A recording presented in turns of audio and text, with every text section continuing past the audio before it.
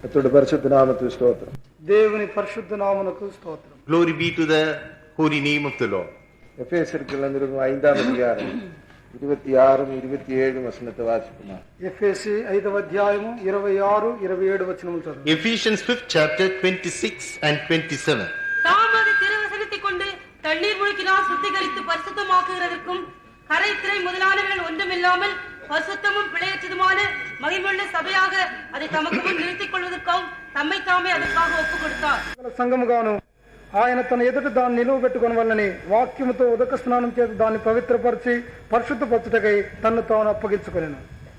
கர்த்தராகிய கிறிஸ்து கல்வாரியில மரிக்கும் பொழுது அவருடைய மனதிலே இருந்த நோக்கத்தை குறித்து இங்கே அப்போஸ்தலன் பேசுகிறார். ప్రభువైన క్రీస్తు కల్వారిలో మరణించినప్పుడు ఆయన మనసులో ఉన్న ఉద్దేశమును గురించి పౌలు రాయుచున్నాడు. Here the apostle writes about the thought which the Lord had when he died on the cross of Calvary. ஒவ்வொருத்தருக்காகவும் கிறிஸ்து சிலுவையிலே மரித்தாலும் கூட ప్రతి వారి నిమిత్తమై క్రీస్తు సిలువలో మరణించెను. Although Christ died on the cross for each and every one, அது பார்க்கல மேலான ஒரு நோக்கம் அவருடைய மனதில் இருந்ததாக இங்கே அப்போஸ்தலன் வெளிப்படுத்து. దానికంటే ఉన్నతమైన ఉద్దేశము ఆయన మనసులో ఉన్నట్లుగా అపోస్తలుడు వ్రాయుచున్నాడు. here the apostle writes that he had a greater purpose than that in his mind when he died. ஒவ்வொருத்தருக்காகவும் கிறிஸ்து மரணத்தை ருசி பார்த்தார் என்று வேதத்தில் படிக்கும். ప్రతి వారి నిమిత్తమై క్రీస్తు మరణమును రుచించనని వాక్యము చెప్పుచున్నది. In the scriptures we read that Christ died for tasted death for everyone. ஒவ்வொருத்தருடைய ரட்சிப்புக்காகவும் கிறிஸ்து சிலுவையில் இரத்தத்தை சிந்தினார் என்று நான் வாசிக்கிறேன். ప్రతి వారి రక్షణ నిమిత్తమై క్రీస్తు రక్తమును కార్చెను అని చదువుతున్నాం. We read that he shed his blood for the salvation of everyone. ஆனால் மனுஷனுக்கு ரட்சிப்பை கொடுக்கிறதுக்காக மாத்திரமல்ல, మనుషునికి రక్షణనిచ్చటం మాత్రమే కాదు, But it's not only to give salvation to man, ஒரு கருதிரை இல்லாத சபையை தமக்கு முன்பாக நிறுத்தும்படிக்கு அவர் தம்மை தாமே ஒப்புக்கொடுத்தார். మత్సాడాగులేని సంఘమును తన ఎదుట నిలవబెట్టుటకై ఆయన తన్ను అప్పగించుకొనెను. he offered himself so that he might present it to himself a glorious church without having spot or wrinkle. ஆனால் இன்றைக்கு அநேக தேவஜனத்தின் மத்தியிலே கர்த்தராகிய கிறிஸ்து சபையை தமக்கு முன்பாக நிறுத்தும்படிக்கு தன்னை ஒப்பு கொடுத்தார் என்கிறதான சரியான விளக்கம் இல்லை. ఇప్పుడు అనేక జనులకు క్రీస్తు సంఘమును తన died on the cross in order to present before himself a church without spot or wrinkle. அதனால் ரட்சிக்கப்பட்டால் போதும் கர்த்தருடைய வரையில் எடுத்துக் கொள்ளப்படலாம் என்று பேசுபவர்கள் உண்டு. రక్షణ పొందితే చాలును, ప్రభు రాకడలో వెళ్ళగలము అని చెప్పువారు ఉన్నారు. Therefore there are some people who say it is enough if one is saved, he need not he will be caught up at his coming. ஞானஸ்நானம் பெற்று பரிசுத்தாவினுடைய அபிஷேகத்தை பெற்றுக்கொண்டால் போதும் கர்த்தருடைய வரையில எடுத்துக் கொள்ளப்படலாம். அல்லாட்டால் அவருடைய மனவாட்டி சபையாக அவருடைய சமூகத்தில் நிற்கலாம் என்று பேசுறவர்கள் இருக்கிறார். బాప్టిసం తీసుకొని పరిశుద్ధాత్మ పొందితే చాలును, ప్రభు రాకడలో వెళ్ళవచ్చును, లేక పెండ్లి కుమార్తె సంఘముగా చేరవచ్చును అని తలంచుతున్నారు. If we take baptism and receive the baptism the Holy Spirit that will do, then we will be caught up at his coming, then we will be presented before him. That's what most of the people say. ஆனால் அவருடைய சமூகத்தில் நிறுத்தப்படுகிறதான அந்த சபையானது எந்த அனுபவத்தை அடைந்திருக்க வேண்டும், பெற்றுக்கொண்டிருக்க வேண்டும் என்பதை குறித்து இந்த வசனங்களிலே திட்டவட்டமாக நாம் விளங்கிக் கொள்ளலாம். ఆయన సన్నిధానములో నిలిచినట్టి సంఘము ఎట్టి అనుభవములను పొందినదిగా ఉండవలెను అనే విషయమును ఈ వాక్యములలో చదువుతున్నాం. From these verses we can understand what sort of what state in which the church should be in order to be present at this coming. இப்படிப்பட்டதான ஒரு சபையை அவருடைய சமூகத்தில் நிறுத்துவதற்காக அவர் 7 காரியங்களை செய்ததாக வேதாகமம் சொல்லுது. ఇటువంటి సంఘమును తన సన్నిధానములో నిలుపుటకై ఆయన 7 కార్యములను చేసినట్లు చదువుతున్నాం. In order to present a church like this in his presence, it is said in the Bible that he did 7 things. முதலாவதாக தம்முடைய ஜீவனை கொடுத்தார். మొట్టమొదటిగా తన ప్రాణమును పెట్టి ఉన్నాడు. First and foremost, he laid down his life. இரண்டாவதாக அவர் பரலோகத்துக்கு போய் பரிசுத்தாவி வாங்கி அனுப்பி. రెండవదిగా పరలోకమునకు వెళ్లి పరిశుద్ధాత్మను పొంది పంపి ఉన్నాడు. Secondly, he went up to heaven, received the Holy Spirit, and from there he sent it down. மூன்றாவதாக அவருடைய ஈவாக 5 விதமான ஊழியக்காரரை அவர் நியமித்தார். మూడవదిగా ఆయన యొక్క వరముగా 5 విధమైన ఉద్యోగస్తులను నియమించి ఉన్నాడు. Thirdly, as his gift, he ordained 5 kinds of officers in the church. நாலாவதாக 8 ஊழியங்களை அவர் சபையில் ஏற்படுத்தினார். నాలుగవదిగా 8 విధములైన సేవలను సంఘములో నియమించి ఉన్నాడు. Fourthly, he appointed in the church 8 kinds of ministry. ஐந்தாவதாக 9 வரங்களை அந்த சபைக்கு தந்தார். ఐదవదిగా 9 వరములను సంఘమునకు ఇచ్చి ఉన్నాడు. Fifthly, he gave 9 gifts to the church. ஆறாவதாக சுவிசேஷத்தை அந்த சபைக்கு கொடுத்தார். ఆరవదిగా సువార్తను సంఘమునకు ఇచ్చి ఉన్నాడు. 6:3 he gave the gospel to the church. ஏழாவதாக எல்லாவற்றுக்கும் மேலாக அவருடைய கிருபையை அந்த சபைக்கு தருகிறார். ఏడవదిగా అన్నిటికీ పైగా ఆయన కృపను సంఘమునకు ఇచ్చి ఉన్నాడు. 7:3 above all these things he gave his grace to the church. இந்த அனுபவங்களிலூടെ போனால் மாத்திரம்தான் இந்த சபையானது தேவ சமூகத்திலே கரதறியலாக நிறுத்தப்படும். ఈ అనుభవం వలన వెళ్ళినప్పుడే దేవుని సంఘము మత్సాడాగులేని స్థితిలో ఆయన సన్నిధానములో నిలుపబడగలదు. Only if the church goes through all these experiences, it can be presented before him without spot or wrinkle. அவர் சிலுவையிலே தம்முடைய ஜீவனை ஒப்பு கொடுக்கும்போது நம்மை ஒவ்வொருத்தரையும் குறித்து அவருடைய மனதிலே ஒரு மேலான நோக்கம். ఆయన సిలువలో తన ప్రాణం పెట్టుచున్నప్పుడు మనం ఒక్కొక్కరిని గురించి ఆయన మనసులో ఒక ఉద్దేశము ఉండెను. When he laid down his life on the cross concerning each and every one of us, he had a thought in his mind. அதற்காகத்தான் தம்முடைய ஜீவனை அவர் ஒப்பு கொடுத்தார் என்று நான் வாசிக்கிறேன். దాని కొరకై తన ప్రాణమును అప్పగించెను అని చదువుతున్నాం. That is why we read he laid down his life. சபை என்பது தேவனுடைய திருமனதில் இருந்த நோக்கம் என்று நாம் விளங்கிக் கொள்ளலாம். సంఘం ఉన్నది దేవుని యొక్క నిత్య ఉద్దేశములో ఉన్న కార్యము అని చదువుతున్నాం. We can understand that church is a thing that was in his sacred mind. அதனால் தான் அவர் உலகத்தில் இருக்கும் பொழுது அதை குறித்து தம்முடைய அப்போஸ்தலரிடத்தில் அவர் பேசுவதை நாம் காணலாம். ఆయన లోకములో ఉన్నప్పుడే దానిని గురించి తన అపోస్తలుతో మాట్లాడుటను చదువుతున్నాం. That is why we read that while he was on this earth, he spoke about it to his apostles. அவர் ரட்சிப்புக்காக மாத்திரமல்ல மரித்தது, சபையை கட்டுவதற்காக தம்முடைய ஜீவனை கொடுத்தார் என்று அங்கு நாம் விளங்கிக் கொள்ளலாம். ఆయన మరణించినది రక్షణకు మాత్రమే కాదు, సంఘమును కట్టు నిమిత్తమై తన ప్రాణమును పెట్టెను అని చదువుతున్నాం. It is not only to be saved but also to build up his church. He laid down his life. அதனால் சரியான சபையை குறித்ததான ஒரு விளக்கம் நம்முடைய ஜீவியத்தில் அவசியம். సరైన సంఘమును గురించిన ఒక ప్రకటన వివరణ మనకు అవసరమై ఉన్నది. Therefore, a proper understanding of the church is very essential for us. கர்த்தராகிய கிறிஸ்து உலகத்தில் இருக்கும் பொழுது பேதுருவிடத்தில் அவர் பேசுகிறார். ప్రభు అయిన క్రీస్తు లోకమందున్నప్పుడు పేతురుతో మాట్లాడి చెప్పినాడు. When the Lord Jesus was in this earth, he spoke to Peter like this. நீ பேதுருவா இருக்கிறாய், இந்த கல்லின் மேல் என் சபையை நான் கட்டி. నీవు పేతురువై ఉన్నావు, ఈ రాతి మీద నా సంఘమును కట్టెదను. You are Peter, but on this rock I will build my church. பாதாளத்தின் வாசல்கள் அதை மேற்கொள்வதில்லை. పాతాళ ద్వారములు దానిని జయించలేవు అని చెప్పిన. The gate of hell shall not prevail against it, he said. மத்தேயு 16:18 நான் வாசிப்போமே. ஆனால் మత్తయి 16:18 చదివినట్లా, If we read Matthew 16:18 verse, மேலும் நான் உனக்கு சொல்லுகிறேன், நீ பேதுருவா இருக்கிறாய், இந்த கல்லின் மேல் என் சபையை கட்டுவேன், பாதாளத்தின் வாசல்கள் அதை மேற்கொள்வதில்லை. அவர் உலகத்தில் இருக்கும் பொழுதே சபையை குறித்து அவர் பேசுகிறார். ఆయన లోకములో ఉన్నప్పుడు సంఘమును గురించి మాట్లాడి ఉన్నాడు. he spoke about the church. வரப்போற காலத்தை குறித்து அவர் அங்கே பேசுவதை நாம் காணலாம். రాబో కాలమును గురించి ఆయన మాట్లాడుటను గ్రహించగలుగుతున్నాం. We can find him speaking about the future. அப்பொழுது சபையானது அவருடைய மனதிலே மறைந்திருந்த ஒரு ரகசியம் என்று நாம் வேதத்திலே காணலாம். సంఘమున్నది ఆయన మనసులో మరుగయ్యున్న కార్యమని మనము గ్రహించగలుగుతున్నాం. We can read from the scriptures that then the church was a hidden mystery. அவருடைய சபை கட்டப்பட வேண்டும், அவருடைய சபை கர்த்தருடைய நாளுக்காக ஆயத்தப்பட வேண்டும். ఆయన యొక్క సంఘము కట్టబడి ప్రభు రాకడ దినమునకు సిద్ధపరచబడవలెను. His church must be built and his church must be built for his day. அவருடைய சபை எப்படியாக கட்டப்படுகிறது என்கிறதை குறித்து தான் நாம் நன்றாக விளங்கிக் கொள்ள வேண்டும். ఆయన సంఘము ఏ విధముగా కట్టబడుతున్నది అనే విషయమునే బాగుగా నేర్చుకొనవలెను. We must properly understand as to how his church is being built. அவருடைய சபை எப்பொழுது உருவாக்கப்பட்டது, ఆయన సంఘము ఎప్పుడు రూపించబడి ఉన్నది, அளவுக்கு எப்படி வளருகிறது, ఆయన సంఘము ఆయన వాంఛించినట్టి స్థితికి ఏ విధముగా ఎదుగును, How does the church grow up to its expected stature? இந்த கல்லின் மேல் என் சபையை நான் கட்டி ఈ బండ మీద నా సంఘమును కట్టెదను. Upon this rock I will build my church. சபைகளை என்று அவர் பன்மையில பேசுகிறார். సంఘములు అని బహువచనములో చెప్పలేదు. He did not say churches in the plural.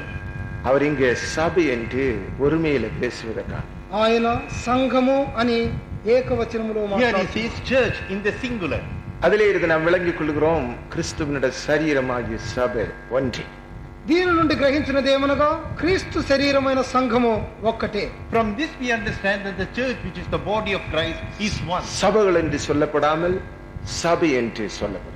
సంఘములు అని చెప్పబడక సంఘము అని చెప్పబడి ఉన్నది. Without saying churches, he says church. அப்பொழுது அந்த சபை எப்படி கட்டப்படுவது என்பதை குறித்து நாம் நன்றாக விளங்கிக் கொள்ள வேண்டும். ఆ సంఘము ఏ విధముగా కట్టబడుచున్నదని మనము గ్రహించవలెను. Then we can properly understand, we should properly understand as to how the church is being built. எப்படிப்பட்ட சபையாக அது கட்டப்பட்டால் தான் அவருடைய சமூகத்தில் நிறுத்தப்பட முடியும் என்கிறத சரியானபடிக்கு நாம் அறிய வேண்டும். ఎటువంటి సంఘముగా కట్టబడితే ఆయన సంఘములో నిలవబడగలదో మనం సరిగా గ్రహించవలెను. We must properly understand as to in which manner the church must be built to be presented before. முதலாவது அதுக்காக தம்முடைய ஜீவனை அவர் கொடுத்தார். మొట్టమొదటిగా దాని నిమిత్తమై తన ప్రాణమును ఆయన అప్పగించి ఉన్నాడు. First of all, he gave himself, his life for that. அவர் தம்முடைய ஜீவனை கொடுத்ததினால மாத்திரம் சபை உருவாக்கப்பட முடியும். ఆయన తన ప్రాణమును పెట్టినప్పుడు మాత్రమే సంఘం అన్నది రూపించబడగలదు. But by his giving life alone, the church was not brought into our being. மரித்து அடக்கம் பண்ணப்பட்டு அவர் உயிரோடு எழும்பி பரலோகத்துக்கு போக வேண்டியதாயிற்று. ఆయన మరణించి పాతి పెట్టబడి పునరుద్ధానుడై పరలోకమునకు ఆరోహణుడగవలసి వచ్చెను. He had to die, he had to be buried, he had to rise up from the dead, and he had to go up to heaven. அங்கே இருந்து அவர் பரிசுத்த ஆவியை வாங்கி அனுப்பினார் என்று வேதத்தில் படிக்கிறோம். అక్కడి నుండి పరిశుద్ధాత్మను పొంది దానిని పంపెను అని చదువుతున్నాం. From there he received the Holy Spirit and sent it down to the earth. We read in the Bible. Pentecost நாளிலே சீஷர்கள் காத்திருந்து அந்த பரிசுத்த ஆவியை அவர்கள் பெற்றுக் கொண்டார். పెంతెకొస్తు దినమందు శిష్యులు కనిపెట్టి పరిశుద్ధాత్మను పొంది ఉన్నారు. On the day of Pentecost, the disciples were tarrying and they received the Holy Spirit. அதனால் தான் சீஷரிடத்தில் அவர் பேசும்போது சொன்னார், என்னோடு கேட்ட பிதாவின் வாக்குத்தத்தத்துக்காக நீங்கள் எருசலேமிலே காத்திருங்கள். శిష్యులతో ఆయన చెప్పినదేమనగా, నా యొద్ద నుండి మీరు పొందిన తండ్రి యొక్క వాగ్దానం పొంద నిమిత్తమై యెరూషలేములో కనిపెట్టుడి అని చెప్పాను. That's why he told the disciples, you must wait at Jerusalem for receiving the promise of the Father about which I mentioned. கர்த்தராகிய கிறிஸ்து சொன்னபடி அவர்கள் 120 பேர் மேல் வீட்டிலே காத்திருந்து அந்த பரிசுத்த ஆவியின் அபிஷேகத்தை பெற்றுக் கொண்டார். ప్రభు అయిన క్రీస్తు చెప్పిన విధముగా మేడగది మీద 120 మంది కనిపెట్టి పరిశుద్ధాత్మను పొంది ఉన్నారు. In obedience to his word, 120 of them tarried in Jerusalem and received the Holy பரிசுத்த Spirit. ஆவியின் அபிஷேகத்தை பெற்றுக் கொள்ளும் போதுதான் நாம் அவருடைய சரீரமாகிய சபையாக மாற்றப்படுகிறோம் என்று வேதாகமம் திட்டவட்டமாக சொல்கிறது. పరిశుద్ధాత్మ అభిషేకం పొందినప్పుడే ఆయన శరీరమైన సంఘముగా మారుతున్నామని వాక్యము తేటగా తెలియజేయుచున్నది. The Bible very clearly says that only when we receive the baptism of the Holy Spirit that we become a member of his பரிசுத்த body. ஆவி பெறாத ஒருவரும் கிறிஸ்துவனுடைய சரீரமாகிய சபை அல்ல. పరిశుద్ధాత్మ అభిషేకం పొందని ఎవరు కూడా క్రీస్తు యొక్క శరీరమైన సంఘము కాదు. No one who has not received the Holy Spirit can be a member of the church of the body of இன்றைக்கு Christ. ரட்சிக்கப்படாத ஜனங்களும் கூட தங்களை சபை என்று அழைத்துக் கொள்வதுண்டு. ఇప్పుడు రక్షించబడిన జనులు కూడా తమను సంఘము అని పిలుచుకొనుచు ఉన్నారు. Even today, even the unsaved people call themselves to be a member of தங்களுடைய the church. அறியாமையின் நிமித்தமாக அவர்கள் அப்படி பேசுகிறார். వారి అజ్ఞానత మూలముగా ఆ విధముగా మాట్లాడుతున్నారు. Because of their ignorance and lack of understanding, they speak that way. கிறிஸ்துவின் சபை உருவாக்கப்பட்டது பரிசுத்த ஆவியினுடைய அபிஷேகத்தில் மாத்திரம். క్రీస్తు యొక్క సంఘము రూపించబడినది పరిశుద్ధాత్మ అభిషేకం వలననే. The church of Christ was formed only by the baptism of the Holy Spirit. அதற்கு முன்பாக 2 அனுபவங்கள் இருக்கிறது நமக்கு தெரியும். దానికి ముందుగా 2 అనుభవాలు ఉన్నవి, అవి మనకు తెలియదు. We know that before that there are 2 experiences. அதனால் தான் பேதுரு அப்போஸ்தலன் பெந்தேகோஸ்து நாளிலே பேசும்போது சொன்னார், పెంతెకొస్తు దినమందు అపోస్తలుడైన పేతురు మాట్లాడెను. That's why the apostle Peter, speaking on the day of Pentecost, நீங்கள் said, மனம் திரும்பி உங்கள் பாவம் மன்னிப்புக்கென்று இயேசுவின் நாமத்திலே ஞான ஸ்நானம் பெற்றுக் கொள்ளுங்கள், அப்பொழுது பரிசுத்த ஆவியின் வரத்தை பெறுவீர்கள். మీరు మారు మనసు పొంది పాప క్షమాపణ నిమిత్తమై యేసుక్రీస్తు నామమున బాప్తిసం పొందుడి, అప్పుడు పరిశుద్ధాత్మను వరమును పొందుదురు. You repent and be baptized, every one of you, in the name of Jesus Christ for the remission of sins, and you shall receive the gift of the Holy Ghost. பரிசுத்த ஆவியை பெறுவதற்கு மனம் திரும்புதலும் ஞான ஸ்நானமும் தேவை என்று வேதாகமம் சொல்லும். పరిశుద్ధాత్మ అభిషేకం పొందుటకు మారు మనసు బాప్తిస్మం అవసరమని వాక్యము చెప్పుచున్నది. The scriptures say that for receiving the Holy Spirit, we need repentance and baptism. தேவசாயில சிருஷ்டிக்கப்பட்ட மனுஷன் தேவனுடைய கட்டளையை மீறி பாவத்துக்குட்பட்டபடியால் அவன் மனம் திரும்ப வேண்டியது அவசியம்.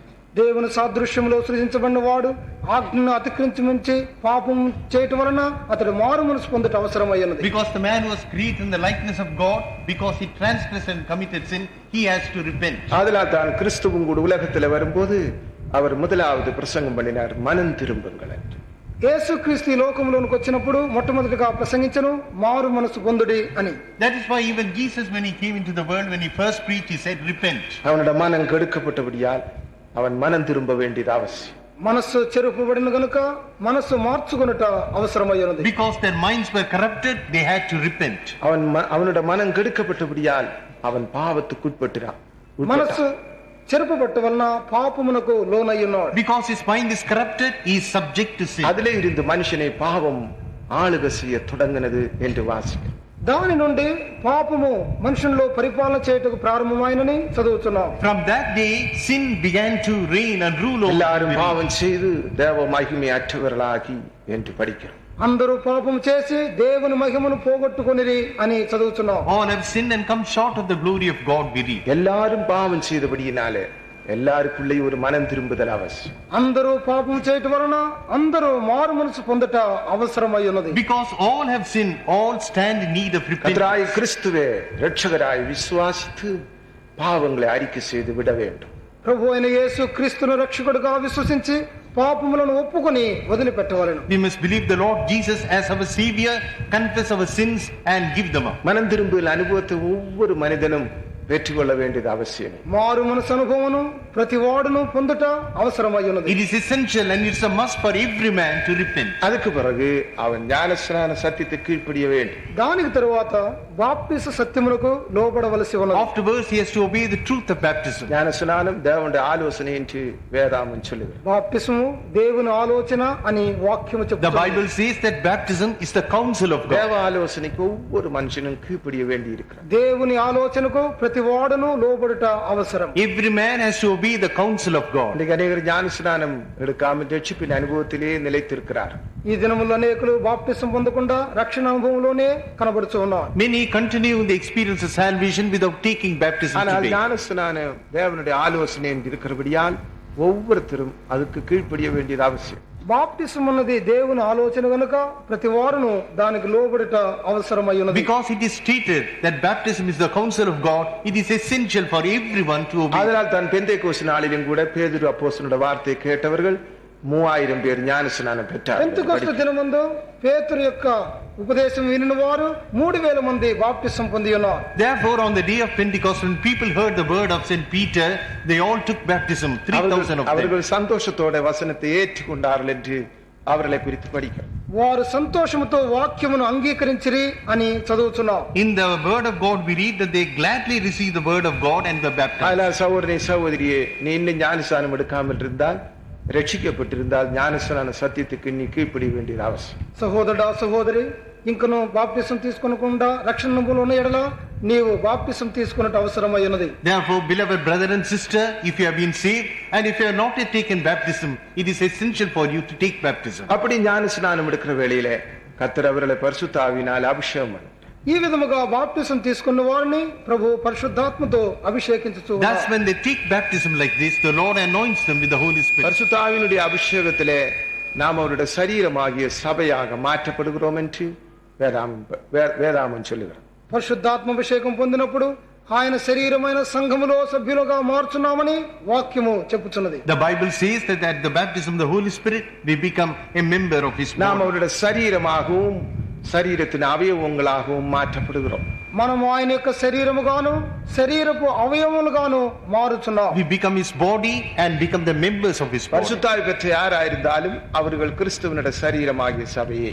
పరిశుద్ధాత్మను పొందిన వారు ఎవరైనను వారు క్రీస్తు యొక్క శరీరమైన సంఘమే. Anyone who has received the Holy Spirit is a member of the body of முதலாம் Christ. கொரிந்தியர் 12ஆம் அதிகாரம் 13ஆம் வசனத்தை வாசிக்கும் பொழுது, మొదటి కొరింథీ 12వ అధ్యాయం 13వ వచనములో, When we read 1 Corinthians 12 chapter 13th verse, நாம் யூதராயினும் கிரேக்கராயினும் அடிமைகளாயினும் சுயாதீனராயினும் எல்லாரும் ஒரே ஆவினாலே ஒரே சரீரத்துக்குள்ளாக ஞானஸ்நானம் பெறப்பட்டு எல்லாரும் ஒரே ஆவிக்குள்ளாகவே தாகம் தீர்க்கப்பட்டோம். யூதராயினும் கிரேக்கராயினும் அடிமைகளாயினும் சுவாதீனராயினும் యూదులమైనను గ్రీకులమైనను స్వతంత్రీకులమైనను దాసులమైనను whether எல்லாரும் we are Jews or Gentiles or whether we are bond or free, எல்லாரும் ஒரே சரீரத்துக்குள்ளாக ஞானஸ்நானம் பண்ணப்பட்டு எல்லாரும் ஒரே ஆவிக்குள்ளாகவே தாகம் தீர்க்கும். అందరం ఒకే శరీరంలోనికి బాప్తిసం పొంది ఒకే ఆత్మ వలన దాహం తీర్చబడుతుంది. by one Spirit are we all baptized into one body and we are all made to drink into one Spirit. யூதனுக்குள்ளேயும் கிரேக்கனுக்குள்ளேயும் பரிசுத்த ஆவியானவர் வந்தபோது அவர்களுக்குள்ள இருந்த வித்தியாசங்கள் நீக்கப்பட்டு அவர்கள் ஒரே சரீரமாக மாற்றப்பட்டார். యూదుల్లోను గ్రీస్ దేశస్థుల్లోను పరిశుద్ధాత్మ వచ్చినప్పుడు వ్యత్యాసములు మార్చబడి ఏక శరీరముగా మారిరి. When the Holy Spirit came into the Jews and Gentiles, all the differences between them were removed and they all became one body. பரிசுத்த ஆவியினுடைய அபிஷேகத்திலே அவருடைய சரீரமாகிய சபையாக நாம் மாற்றப்படுகிறோம். పరిశుద్ధాత్మాభిషేకం వలన ఆయన శరీరమైన సంఘముగా మార్చబడుతున్నాం. At the baptism of the Holy Spirit, we become the church, which is his அந்த body. சரீரத்துக்கு கிறிஸ்து தலையா இருக்கிறார் என்று எழுதப்பட்டது. ఆ సంఘమునకు క్రీస్తే తల అయ్యున్నాడని వాక్యం చెప్పుచున్నది. And it is written that Christ is the head of that body. கொலோசியர் 1:18 வாசிக்கும் போது కొలొస్సీ 1:18 When we వచనంలో read Colossians 1:18 verse, அவரே சபையாகிய சரீரத்துக்கு தலையானவர். சபையாகிய சரீரத்துக்கு அவர் தலை. సంఘమును శరీరమును సంఘమునకు ఆయన తల అయ్యున్నాడు. he is the head of the body, the church. கர்த்தருக்கு ஸ்தோத்திரம். దేవునికి స్తోత్రం. Praise the Lord. ஒரு தலைக்கு ஒரு சரீரம் தான். ఒక తలకు ఒక శరీరం మాత్రమే. For a head there is only one body. ஒரு தலைக்கு பல சரீரம் இல்லை. ఒక తలకు పలు శరీరములు ఉండవు. One head will not have several bodies. இந்த சரீரத்துக்கு கிறிஸ்து தலையா இருக்கிறார். ఈ శరీరమునకు క్రీస్తు తల అయ్యున్నాడు. For this body Christ is the head. இந்த சரீரமாகிய சபையானது ఈ శరీరమును సంఘం అన్నది This body, which is the church, தலையாகிய கிறிஸ்துவுக்குள் எல்லாவற்றிலையும் வளர வேண்டும், அவரை போல மாற்றப்பட வேண்டும் என்று வேதம் சொல்லுது. తల అయిన క్రీస్తులో అన్నిట్లోనూ ఎదిగి ఆయన వలె మార్చబడవలని వాక్యము చెప్పుచున్నది. it must grow into him who is the head, which is Christ. இங்கே இருந்துதான் நாம் சரியானபடிக்கு கவனிக்க வேண்டும்.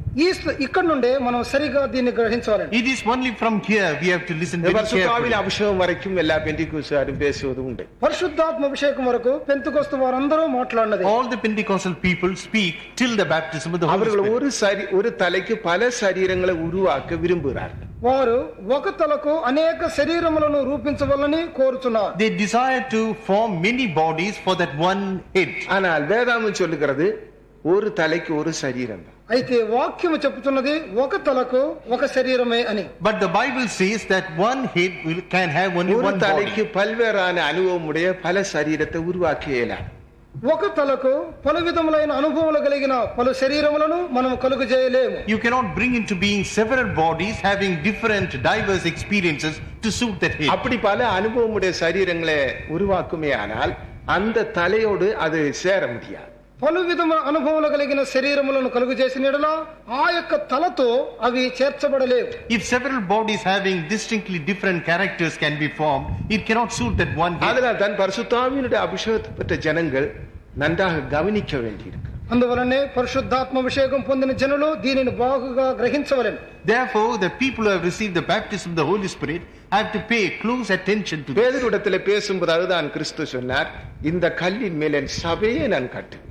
పేతురుతో ప్రభువు మాట్లాడుతున్నప్పుడు చెప్పినదేమనగా ఈ బండ మీద నా సంఘమును కట్టుదును అని. That is precisely what the Lord Jesus told Peter when he said, upon this rock I will build my church. கிறிஸ்துவனுடைய சரீரமாகிய சபைக்கு ரெண்டு விளக்கங்கள் உண்டு. క్రీస్తు శరీరమైన సంఘమునకు రెండు విధములైన వివరణలు ఉన్నవి. There are two kinds of understanding about the body of Christ, which is the church. ஒன்று சரீரமாகிய சபை, ఒకటి శరీరమును సంఘం. One is the church, which is his body. இரண்டாவது நிறவாகிய சரீரமான சபை. రెండవదిగా సంపూర్ణమైనట్టి శరీరమును సంఘం. Secondly, the fullness of body, which is his முதலாம் church. கொரிந்தியர் 12:13 நீங்கள் சரீரமாகிய சபையை பிரித்து படிக்கிறீர்கள். మొదటి కొరింథీ 12:13లో శరీరమైన సంఘమును గూర్చి చదువుతున్నారు. In 1 Corinthians 12 chapter 13th verse, you are reading about the church, which is his body. எபேசியர் 1:23 நீங்கள் வாசிப்பீர்களேயானால், ఎఫెసీ 1:23 But if you read Ephesians 1st chapter 23rd verse, நிறவாகிய சரீரமாகிய சபைக்கு அவரை தலையாக தந்தருளினார் என்று சொல்லப்படுது. సంపూర్ణమైనట్టి శరీరమైన సంఘమునకు ఆయన శిరస్సుగా మారెను అని వ్రాయబడి ఉన్నది. it is there said that he gave him to be the head over all things to the church, which is his body, the fullness of him that எபேசியர் filleth all in all. 1:23 வாசி. ఎఫెసీ 1:23 Let us read Ephesians 1st chapter 23rd verse. எல்லாவற்றையும் எல்லாவற்றாலும் நிரப்புகளுடைய நிறைவாகிய சரீரமான சபைக்கு அவர் எல்லாவற்றிற்கும் மேலான தலையாக தந்தளினார். And gave him to be the head over all things to the church, which is his body, the fullness of him that filleth all in all. அந்த நிறவாகிய சரீரமாகிய சபைக்கு கிறிஸ்து தலை. ఈ సంపూర్ణమైన శరీరమున సంఘమునకు క్రీస్తు తలయ్యి ఉన్నాడు. For the fullness of the body, which is Christ, Christ is the head. பரிசுத்தாவின் அபிஷேகத்திலே நாம் ஒவ்வொருத்தரும் அவருடைய சரீரமாகிய சபையாக மாற்றப்படுகிறோம். పరిశుద్ధాత్మ అభిషేకములో మనం ఒక్కొక్కరము ఆయన శరీరమైన సంఘముగా At the మారబడుతున్నాం. baptism of the Holy Spirit, every one of us become his body, which is the சரீரமாக church. மாத்திரமல்ல, சரீரத்தின் அவயவங்களாகவும் மாற்றப்படுகிறோம் என்று படிக்கிறோம். శరీరముగా మాత్రమే కాదు శరీరపు అవయవములుగా మారుచున్నామని చదువుతున్నాం. We not only become his body, but we also become the members of ஒரு this body. சரீரத்துக்கு பல அவயவங்கள் இருப்பது போல பரிசுத்தாய் பெற்ற நாம் எல்லாரும் ஒரு சரீரமாகவும் பல அவயவங்களாகவும் இருக்கிறோம். శరీరములో పలు అవయవములు ఉన్న విధముగా పరిశుద్ధాత్మను పొందిన మనమందరము ఒకే శరీరములో పలు అవయవములుగా మనం కనబడుచున్నాం. Just as a body has several members, all of us who have received the Holy Spirit, we all become one body. and முதலாம் every கொரிந்தியர் one of us 12ஆம் is a அதிகாரம் member. 27ஆம் வசனத்திலே அப்போஸ்தலன் அதை குறித்து சொல்கிறார். మొదటి కొరింథీ 12వ అధ్యాయము 27వ వచనములో అపోస్తలుడు దాన్ని చెబుతున్నాడు. In 1 Corinthians 12 chapter 27th verse, the apostle speaks about that. நீங்களே கிறிஸ்துவின் சரீரமாயும் தனித்தனியே அவயங்களுமாய் இருக்கிறீர்கள். Now ye are the body of Christ and members in particular. நீங்கள் கிறிஸ்துவின் சரீரமாயும் தனித்தனி அவயம். మీరు క్రీస్తు యొక్క శరీరముగాను వేరు వేరు అవయవములై ఉన్నారు. Ye are the body of Christ and members in இப்ப particular. அபிஷேகம் பெற்று நாம் எல்லாரும் சேர்ந்து ஒரு சரீரம், அதே நேரத்தில் தனித்தனி அவயம். అభిషేకం పొందిన మనమందరము ఒకే శరీరము అదే సమయంలో వెవ్వేరు అవయవములై ఉన్నాం. We who have received the Holy Spirit, all of us joined together, are the body of Christ, and at the same time, we are members of His body. ஆனால் அது நிறமாகிய சரீரமான சபை அல்ல. అది సంపూర్ణమైన శరీరమైన సంఘము కాదు. But it is not the fullness of the body which is Christ. ஒரு குழந்தை பிறக்கிற வெளியிலே ఒక- அதுக்கு எல்லா அவயவங்களும் உண்டு. ఒక చిన్న బిడ్డ పుట్టినప్పుడు అన్ని అవయవములు దానిలో ఉన్నది. When a child is born, it has all the members. அதனுடைய அளவிலே அது பூரணமாகத்தான் காணப்படுகிறது. దాని యొక్క స్థితిలో అది సంపూర్ణంగానే కనబడుతూ ఉన్నది. According to its stature, it is found perfect. ஆனால் அது பூர்ண வளர்ச்சி அடைந்த மனிதன் என்று ஒருவரும் சொல்ல மாட்டார். ఆ యొక్క చిన్న బిడ్డ సంపూర్ణ ఎదుగుదల పొందినదని ఎవరునూ చెప్పలేరు. But nobody will call that infant a full-grown man. அந்த பிறந்த குழந்தை 10 வருஷமான போதிலும் அந்த பிறந்த அளவிலே இருக்குமே, ஆனால் அந்த பெற்றோர் எவ்வளவு வருத்தப்படுவாங்க. పుట్టినటువంటి ఆ చిన్న శిశువు 10 సంవత్సరములైనను అదే స్థితిలో ఉన్న ఎడల తల్లిదండ్రులు ఎంతగానో If దుఃఖించరు the కదా. child which is born, if it continues in the same state even after 10 years, how much the parents அந்த will be குழந்தையான grieved. நாளடைவிலே வளர வேண்டும், அது ஒரு பூர்ண வளர்ச்சிக்கு வந்தேறும். ఆ చిన్న బిడ్డ ప్రతిదినము ఎదిగి సంపూర్ణమైన దశలోనికి రావలసి ఉన్నది. Day after day, the child has to grow and has to attain the full stature. பரிசுத்தாய் பெறும்போது நாம் ஒவ்வொருத்தரும் குழந்தையை போலதான். పరిశుద్ధాత్మను పొందినప్పుడు మనమందరము ఒక చిన్న బిడ్డ వలె ఉన్నాం. When we receive the Holy Spirit, every one of us are like a நாம் small ஒரு child. சரீரம் தான், ஆனால் அது பூர்ண வளர்ச்சி அடைந்த சரீரம் அல்ல.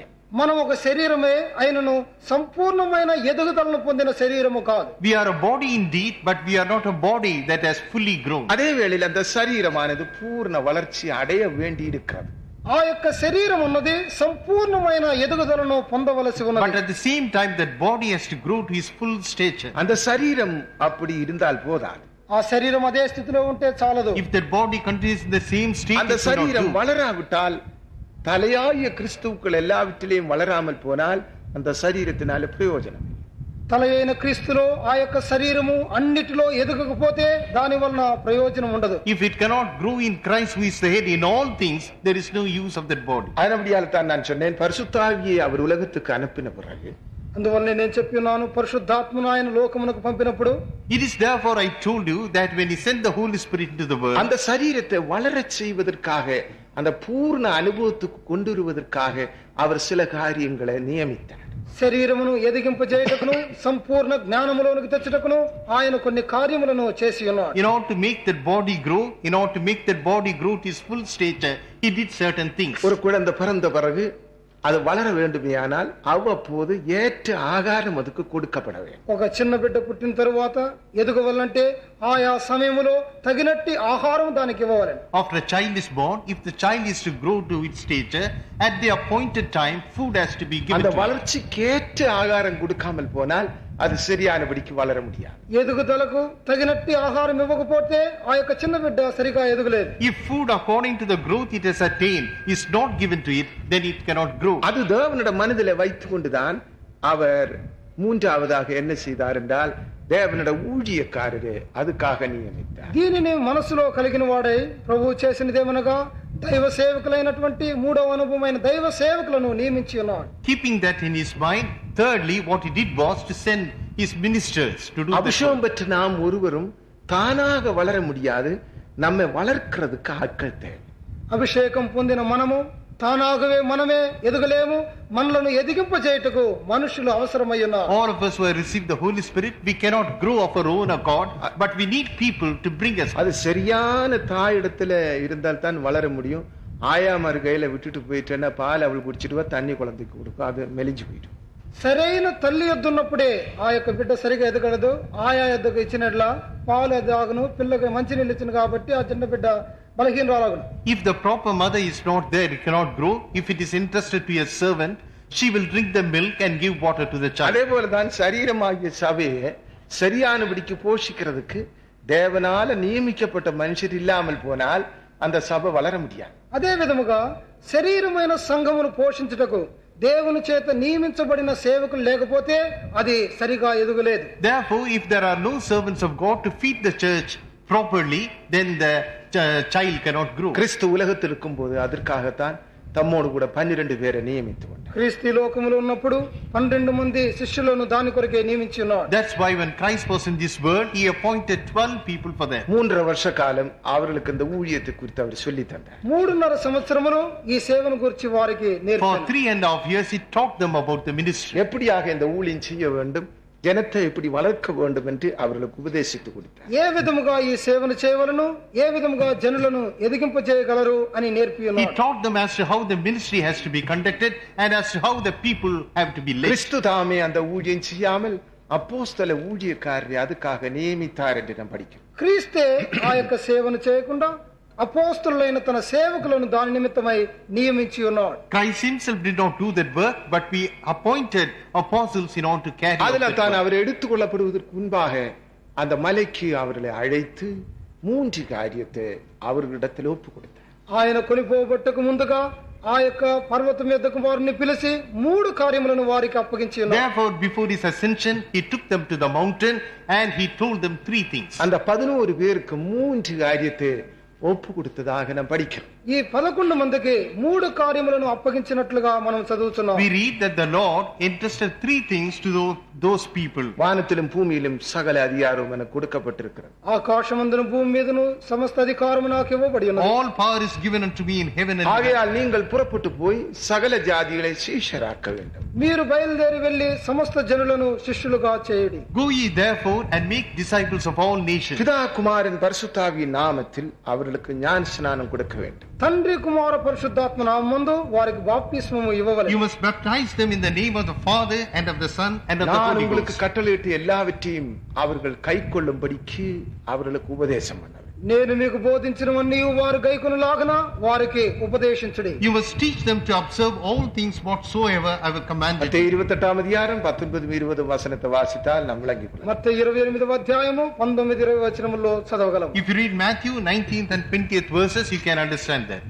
ஆகையால் நீங்கள் புறப்பட்டு போய் சகல ஜாதிகளின் சீஷராக்கி பிதா குமாரன் பரிசுத்தாவின் நாமத்தினாலே அவருக்கு ஞானஸ்நானம் கொடுத்து நான் உங்களுக்கு கட்டளையிட்ட யாவையும் அவர்கள் கைக்கொள்ளும்படி அவர்களுக்கு உபதேசம் பண்ணுங்கள். இதோ உலகத்தின் முடிவு பரியந்தம் சகல நாட்களிலும் நான் உங்களுடனே கூட இருக்கிறேன் என்றார். ஆமென். All power is given unto me in heaven and in earth. Go ye therefore and teach all nations, baptizing them in the name of the Father and of the Son and of the Holy Ghost, teaching them to observe all things whatsoever I have commanded you, and lo, I am with you always, even unto the end of the 3 world. காரியத்தை அவர்களிடத்திலே அவர் பேசினார். 3 కార్యములను ఆయన మాట్లాడుచున్నారు. He spoke to them about 3 things there. அல்லாட்டால் சீஷர்களுக்கு 3 காரியத்தை ஒப்பு கொடுக்க. శిష్యులకు 3 కార్యములను అప్పగించి ఉన్నారు. Or he entrusted his disciples with the 3 things. நீங்கள் புறப்பட்டு போய் சகல ஜாதிகளை சீஷராக்க வேண்டும். முதலாவது మొట్టమొదటిగా మీరు వెళ్లి సమస్త జనులను శిష్యులుగా చేయుడి. First of all, you must go out and make all nations your disciples. இரண்டாவது பிதா குமாரன் பரிசுத்தாவியின் நாமத்தில் அவர்களுக்கு ஞான ஸ்நானம் கொடுக்க வேண்டும். రెండవదిగా తండ్రి కుమార పరిశుద్ధాత్మ నామముందు వారికి బాప్తిస్మము ఇవ్వవలెను. Secondly, you must baptize them in the name of the Father, Son and the Holy Ghost. மூன்றாவது அந்த ஞான ஸ்நானம் எடுத்த தேவ ஜனங்கள் பூர்ண வளர்ச்சிக்கு வருவதற்காக அவர்களுக்கு உபதேசம் பண்ண வேண்டும். మూడవదిగా బాప్తిజం పొందిన జనులు సంపూర్ణ స్థితిలోనికి ఎదుగు నిమిత్తమై వారికి ఉపదేశించవలెను. Thirdly, so that the baptized people may grow into perfect stature, you must give them teaching. ஏதாவது உபதேசம் பண்ணினால் போதுமா? ఏదైనా ఉపదేశించితే చాలునా? Will it do if any kind of teaching is given நான் to them? உங்களுக்கு கட்டளையிட்ட எல்லாவற்றையும் அவர்கள் கைக்கொள்ள வேண்டும். నేను మీకు బోధించినవన్నీ వారు గైకొనవలెను. They must observe all things whatsoever I have commanded you. அப்ப அந்த ஜனம் என்னென்ன கைக்கொள்ள வேண்டும் என்பதை குறித்து கிறிஸ்து முதலாவதே சீஷருக்கு சொல்லி தருகிறார். జనులు ఏ ఏ కార్యములను గైకొనవలెనో ముందుగానే క్రీస్తు తన శిష్యులకు తెలియజేసి ఉన్నారు. Therefore Christ taught them beforehand what all things the people should observe. அதனால் தான் பேதுருவிடத்திலே பேசும்போது சொன்னார், பரலோக ராஜ்யத்தின் திறவுகோலை உனக்கு கொடுக்கிறேன். పేతురుతో యేసు చెప్పినదేమనగా పరలోక రాజ్యపు తాళపు చెవిని నీ చేతికి ఇస్తున్నాను. That's why while Peter is speaking with Peter, he said, I am entrusting you with the keys of heaven. தேவனுடைய ராஜ்யத்தின் சுவிசேஷத்தை அறிகிறதுக்கு உங்களுக்கு அருளப்பட்டிருக்கிறது என்று சொன்னார். దేవుని సువార్త మర్మములను ఎరుగుట మీకు అనుగ్రహించబడి ఉన్నది అని చెప్పాను. It has been given to you to know the mystery of the kingdom of heaven. அப்போஸ்தல ஊழியக்காரரே அந்த சரீரமாகிய சபையிலே தேவன் நியமிப்பதாக வேதத்திலே படிக்கிறோம். శరీరమైన సంఘములో అపోస్తల సేవకులను దేవుడు నియమించి ఉన్నాడని వాక్యములో We చదువుతున్నాం. read in the Bible that the Lord appointed the apostles in the body of his இந்த church. சரீரமானது பூர்ண வளர்ச்சிக்கு வர வேண்டும். ఈ శరీరం ఉన్నది సంపూర్ణమైన స్థితిలోనికి ఎదగవలెను. This body has to grow to its full stature. தலையாய கிறிஸ்துவுக்குள் எல்லாவற்றிலேயும் அது வளர வேண்டும் என்று சொல்லப்படுகிறது. శిరసైన క్రీస్తులో అది అన్నిటిలోనూ ఎదగవలసి ఉన్నది. In Christ who is the head, it has to grow in all things. இப்ப சரீரம் காணப்படுகிறது, அந்த சரீரம் வளர வேண்டியிருக்கு. శరీరము కనబడుతున్నది, ఆ యొక్క శరీరము ఎదగవలసి ఉన్నది. Now the body is seen and that body has to grow. அது தானாக வளர இயலாது. అది తనంతట అదే ఎదగలేదు. That cannot grow of its own accord. அதற்காகத்தான் கிறிஸ்து அப்போஸ்தல ஊழியக்காரரை அதுக்காக நியமிக்கிறார். దాని కొరకే క్రీస్తు అపోస్తల సేవకులను నియమించి ఉన్నాడు. That is why the Lord appoints apostolic ministers for that purpose. அது கிறிஸ்துவினுடைய ஈவு என்று நாம் வாசிக்கிறோம். అది క్రీస్తు యొక్క వరము అని చదువుతున్నాం. We read that it's the gift of Christ. கர்த்தருடைய ஊழியக்காரர் என்பது கிறிஸ்துவினுடைய ஈவு.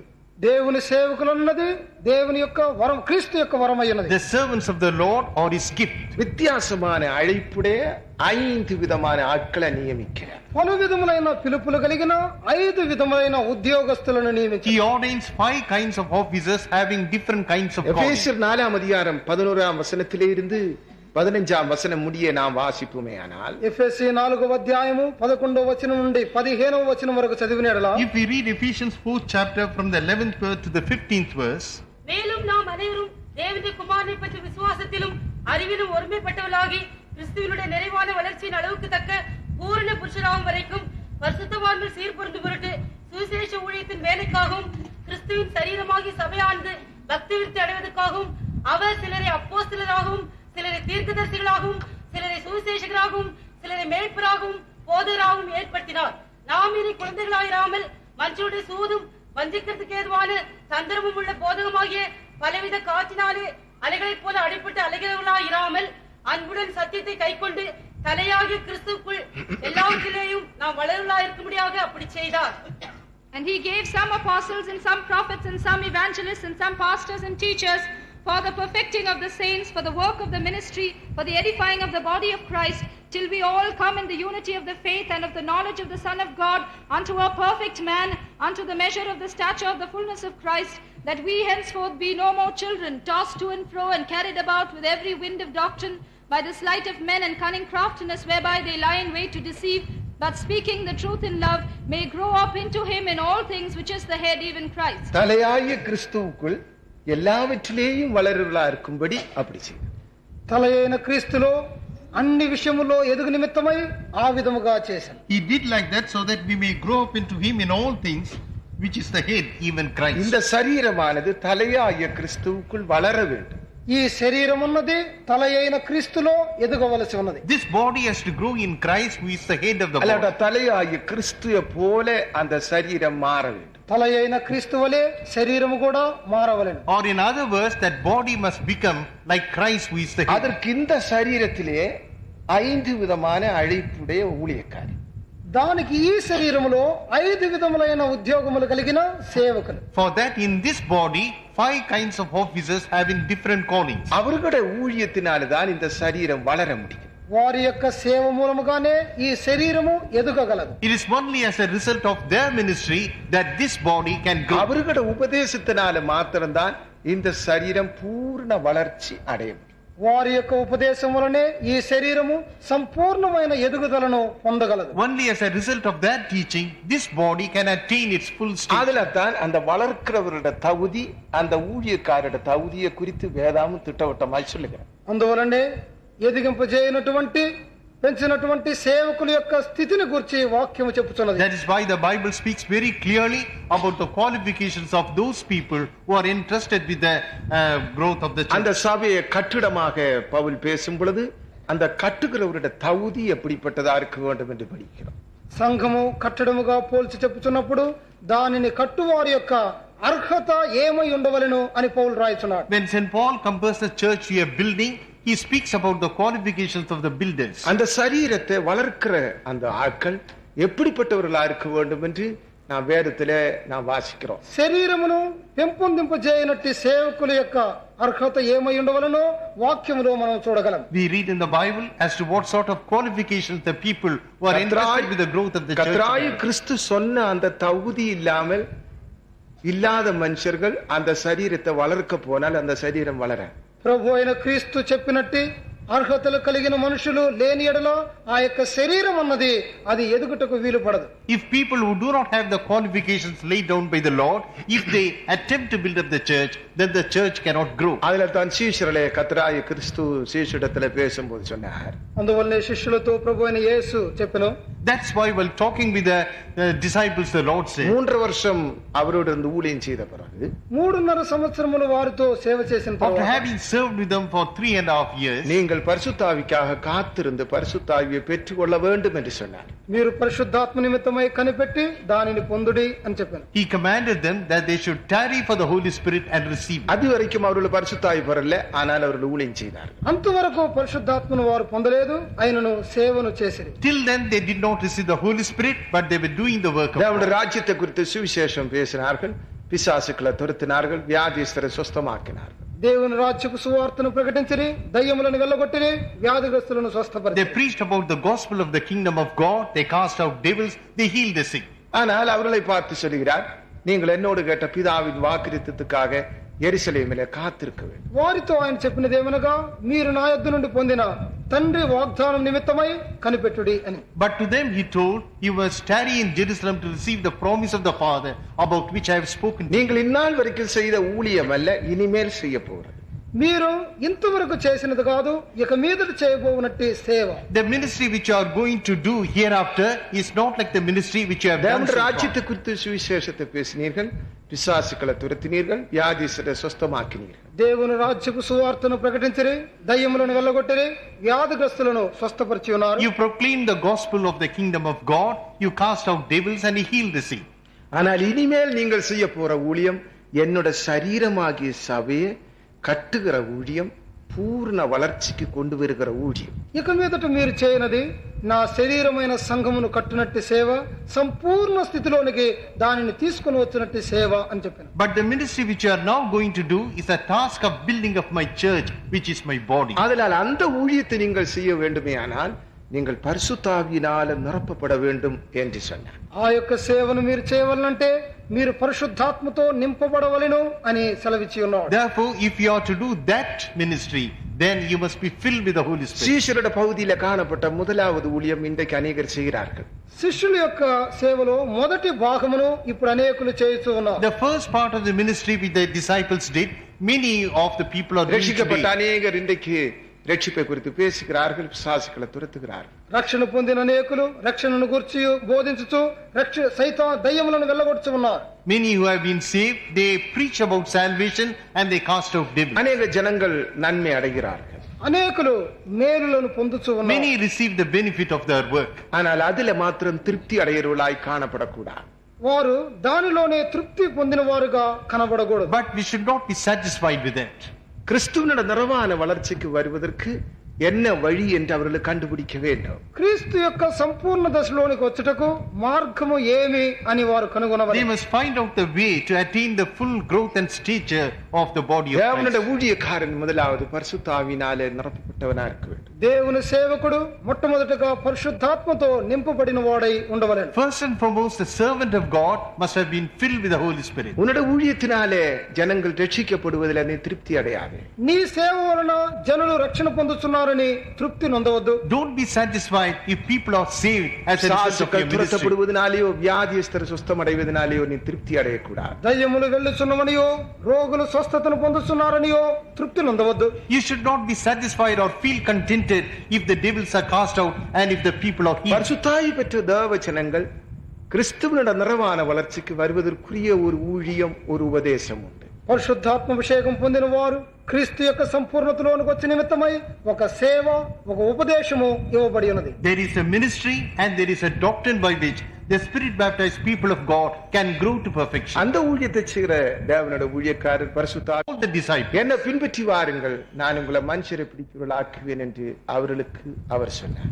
నన్ను వెంబడించుడి, నేను మిమ్మలను మనుషులను పట్టువారుగా చేయదనని వారికి సెలవిచ్చాను. you follow me, I will make you fishers of men. He அந்த said. அழைப்பின் சத்தத்தை கேட்ட உடனே அவர்கள் இயேசுவை பின்பற்றி வந்தார்கள் என்று வாசிக்கிறோம்.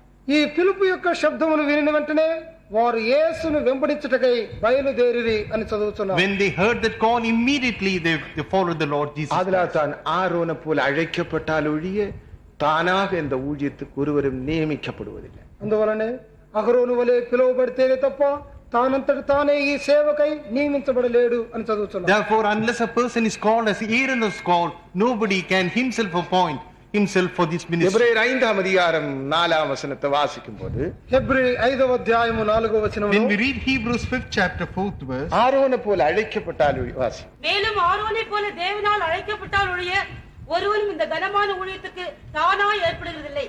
And no man taketh this honor unto himself, but he that is called of God, as was Aaron. அப்ப இந்த ஊழியக்காரன் தேவனால் அழைக்கப்பட்டவனா இருக்க வேண்டும். ఈ సేవకుడు దేవుని చేత పిలువబడిన వాడై ఉండవలెను. therefore this minister of God must have been called by God. இன்றைக்கு பரிசுத்தாவி அபிஷேகம் பெற்ற அநேகர் தேவனால் அழைக்கப்படாவிட்டாலும் நாங்களும் அழைக்கப்பட்டோம் என்று ஊழியம் செய்கிறார்கள். ఇప్పుడు పరిశుద్ధాత్మ అభిషేకం పొందిన అనేకులు దేవుని చేత పిలువబడకపోయినను మేము దేవుని చేత పిలువబడి ఉన్నామని సేవ చేయుచున్నారు. Today many spirit baptized people, although they are not called by God, they do the ministry saying that they have been called by God. அழைக்கப்படாவிட்டாலும் தாங்களே அந்த அழைப்பை எடுத்துக்கொள்ளுகிறார்கள். పిలువబడకపోయినప్పటికీ తమంతట తామే ఆ యొక్క పిలుపును తీసుకొనుచున్నారు. Although they have not received the call, they themselves take upon themselves the எங்கு call. பார்த்தாலும் அநேக பிரசங்கிமார் எழும்பி இருக்கிறார். ఏ స్థలములో చూచినను అనేక ప్రసంగికులు లేచుతూ ఉన్నారు. Wherever we turn, we find so many preachers. தென்னிந்தியாவில் நீங்கள் பார்த்தீர்கள் என்றால் ஏராளமான பிரசங்கிமார். దక్షిణ దేశంలో అనేక మంది ప్రసంగికులుగా లేచుతూ In ఉన్నారు. South India, you can see that several preachers have come up. அவர்கள் என்னதான் பிரசங்கிக்கிறார் அவர்களுக்கே தெரியல. వారు ప్రసంగించినది ఏమో వారికే తెలియట్లేదు. They themselves do not know or understand what they are 2 preaching வாரத்துக்கு முன்னே about. நான் சிவகாசியில பிரசங்கம் பண்ணிட்டு இருக்கும்போது 2 வாరములకు ముందుగా శివకాశిలో నేను ప్రసంగించున్నప్పుడు 2 weeks before, while I was preaching at ஒரு Sivakasi, சுவாதீன ஊழியக்காரன் ஒரு ராத்திரியிலே ஒரு டிராக்ட் அடிச்சு அனுப்பினார். ఒక స్వాతంత్ర సేవకుడు ఒక రాత్రి ఒక ట్రాక్ట్ పంపి ఉన్నాడు. an independent worker, in a single night he printed a tract. உத்தம மார்க்கத்தார் யார்? ఉత్తమ మార్గమునకు చెందిన వారు ఎవరు? Who are the people who follow the perfect way? பல கேள்விகள் அதில் எழுதப்பட்டிருந்தது. పలు ప్రశ్నలు దానిలో ఉండెను. Many questions were printed in the tract. ஆசாரியன் கன்னியை விவாகம் பண்ண வேண்டும். యాజకుడు ఒక కన్యకను వివాహం చేసుకొనవలెను. The priest must marry a virgin. கொஞ்ச நாளைக்கு முன்னே நான் அழைப்பை குறித்து பேசும்போது కొన్ని దినములకు ముందుగా నేను పిలుపును గురించి మాట్లాడుతున్నప్పుడు A few days before, while I was talking about calling, ஆரோனை போல் அழைக்கப்பட்டால் விடிய இந்த ஊழியத்துக்கு தானாக ஏற்படுத்தப்படுவதில்லை என்று சொல்லப்பட்டதை பேசுகிற வேளையில అహరోను వలె పిలువబడితేనే తప్ప తానంతటి తానే ఈ సేవకు వచ్చటకు వీలు పడదు అని నేను మాట్లాడినప్పుడు when I was talking about the subject that unless a man is called like Aaron, he cannot take upon himself the calling. ஒருவர் கேட்டார், அப்படியானால் ஆரோன் விவாகம் பண்ணாரு, நீங்களே விவாகம் பண்ணல? అప్పుడు ఒకరు అడిగి ఉన్నారు, అహరోను వివాహం చేసుకున్న కదా మీరెందుకు వివాహం చేసుకున్నట్లేదని. A certain person asked, Aaron got married, why is it that you don't get married? நான் சொன்னேன், நீங்கள் சரியான கேள்விதான் கேட்டீர்கள். మీరు సరైన ప్రశ్ననే అడిగి ఉన్నారు. I told him, you have asked the right question. கர்த்தருக்கு ஸ்தோத்திரம். దేవునికి స్తోత్రం. Praise the Lord. அதுக்கு என்ன பதில் கொடுக்கலாம்? దానికి జవాబు ఏమి? What answer can we give? ஆரோனோட ஊழியத்துக்கும் புதிய ஏற்பாட்டின் ஊழியத்துக்கும் வித்தியாசம் உண்டு. అహరోను యొక్క సేవకు క్రొత్త నిబంధన సేవకు వ్యత్యాసం ఉన్నది. There is difference between the ministry of Aaron and the New Testament ministry. Levi ஆசாரித்துவம் மனுஷனை பூரணத்துக்கு கொண்டு வராததினாலே లేవి యాజకత్వం మనుషుని సంపూర్ణతలోనికి తేలేకపోవటం వలన Because Levitical priesthood could not take man to perfection. மெல்கிசேதேக்கின் முறைமையின்படி நீ ஒரு ஆசாரியனை கர்த்தர் எழுப்பினார் என்று படிக்கிறோம். మెల్కీసెదెకు క్రమములో మరి ఒక యాజకుడిని లేపెను అని వాక్యము చెప్పుచున్నది. We read that the Lord raised up a priest according to the order of Melchizedek. அந்த முறைமையின்படி வருகிறவர்களுக்கு தாயும் தகப்பனும் வம்ச வரலாறும் இல்லை என்று சொல்லப்பட்டிருக்கிறது. அப்படியான விவாகம் பண்ண முடியுமான்னு கேட்டேன். ఈ యొక్క క్రమంలోనికి వచ్చిన వారికి తల్లిదండ్రి వంశావళి లేదని చెప్పబడెను. అట్లయితే వివాహం ఆడగలమా అని చెప్పి అడిగినాను. Those who follow that order cannot have father or mother or lineage. Then when things are like that, how can a man get married? அதுக்கு அவருக்கு பதில் சொல்ல தெரியல. దానికి ఆయన జవాబు He ఇవ్వలేకపోయాడు. did not know what to answer. ஆரோனை குறித்து மாத்திரம் தான் அவர் படிச்சிருக்கிறார். అహరోను గురించి మాత్రమే ఆయన He has చదివినాడు. learned only about Aaron. அந்த ஆசாரியத்தும் தான் அவர் விளங்கிக் கொண்டார். ఆ యొక్క యాజకత్వమే ఆయన గ్రహించి He has ఉన్నాడు. understood only that priesthood. மெல்கிசேதேக்கின் முறைமையின்படி ஒரு ஆசாரியத்துவம் உண்டு என்பதை குறித்து அவர் அறியாதவராயிருந்தார். మెల్కీసెదెకు క్రమములోని యాజకత్వమును ఆయన ఎరుగని వాడై ఉండెను. He was blissfully ignorant of the fact that there was a ministry இன்றைக்கு of the order பெந்தெகோஸ்தேயருடைய of மத்தியில் Melchizedek. அநேகர் அப்படி இருக்கிறார். ఇప్పుడు పెంతెకొస్తు వారి మధ్యలో అనేకులు ఆ విధముగా ఉన్నారు. Today we find many such people among the Pentecostal கர்த்தருக்கு churches. ஸ்தோத்திரம். దేవునికి Praise the స్తోత్రం. Lord. அழைக்கப்பட்டால் ஒழிய ஒருவரும் தானாக ஏற்படுத்தப்படுவதில்லை. పిలువబడితేనే తప్ప తనంతట తానే ఎవరు నియమించబడలేరు. Unless a person is called specifically, he cannot take upon himself that இந்த honor. பரிசுத்தாவின் அபிஷேகத்தை பெற்ற தேவனுடைய ஜனமானது పరిశుద్ధాత్మ అభిషేకం పొందిన దేవుని జనులు The people of God who have received the baptism of அவர்களை the Holy நிறமான Spirit. வளர்ச்சிக்கு கொண்டு வருகிறதுக்கு ஊழியம் செய்கிற தேவனுடைய ஊழியக்காரர்கள்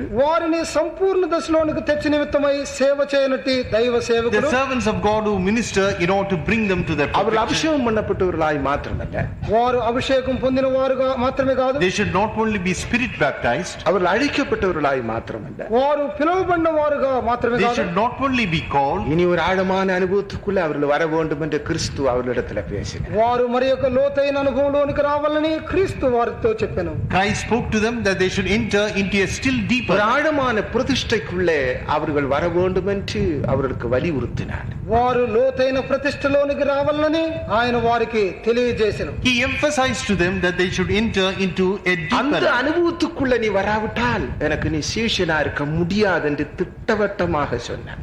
ఆ అనుభవంలోనికి నీవు రాకపోయిన యెడల నాకు శిష్యుడిగా ఉండలేవు అని ఆయన నిశ్చయముగా తెలియజేశాను. Unless you come to that experience, you cannot be my disciple. நீங்கள் He நன்றாக specifically கவனிக்க told. வேண்டும், அப்பொழுதுதான் விளங்கிக் கொள்ள முடியும். ஏனென்றா நாங்க அதிகமா பேசுறவங்களை என்று எங்களை குறிச்சு ஒரு தப்பான எண்ணம் உண்டு. మమ్మల్ని గురించి ఒక తప్పైన అభిప్రాయం ఉన్నది. మేము అధికముగా మాట్లాడేవారమని దీనిని బాగా మీరు గ్రహించవలెను. You must closely follow and clearly understand what we say.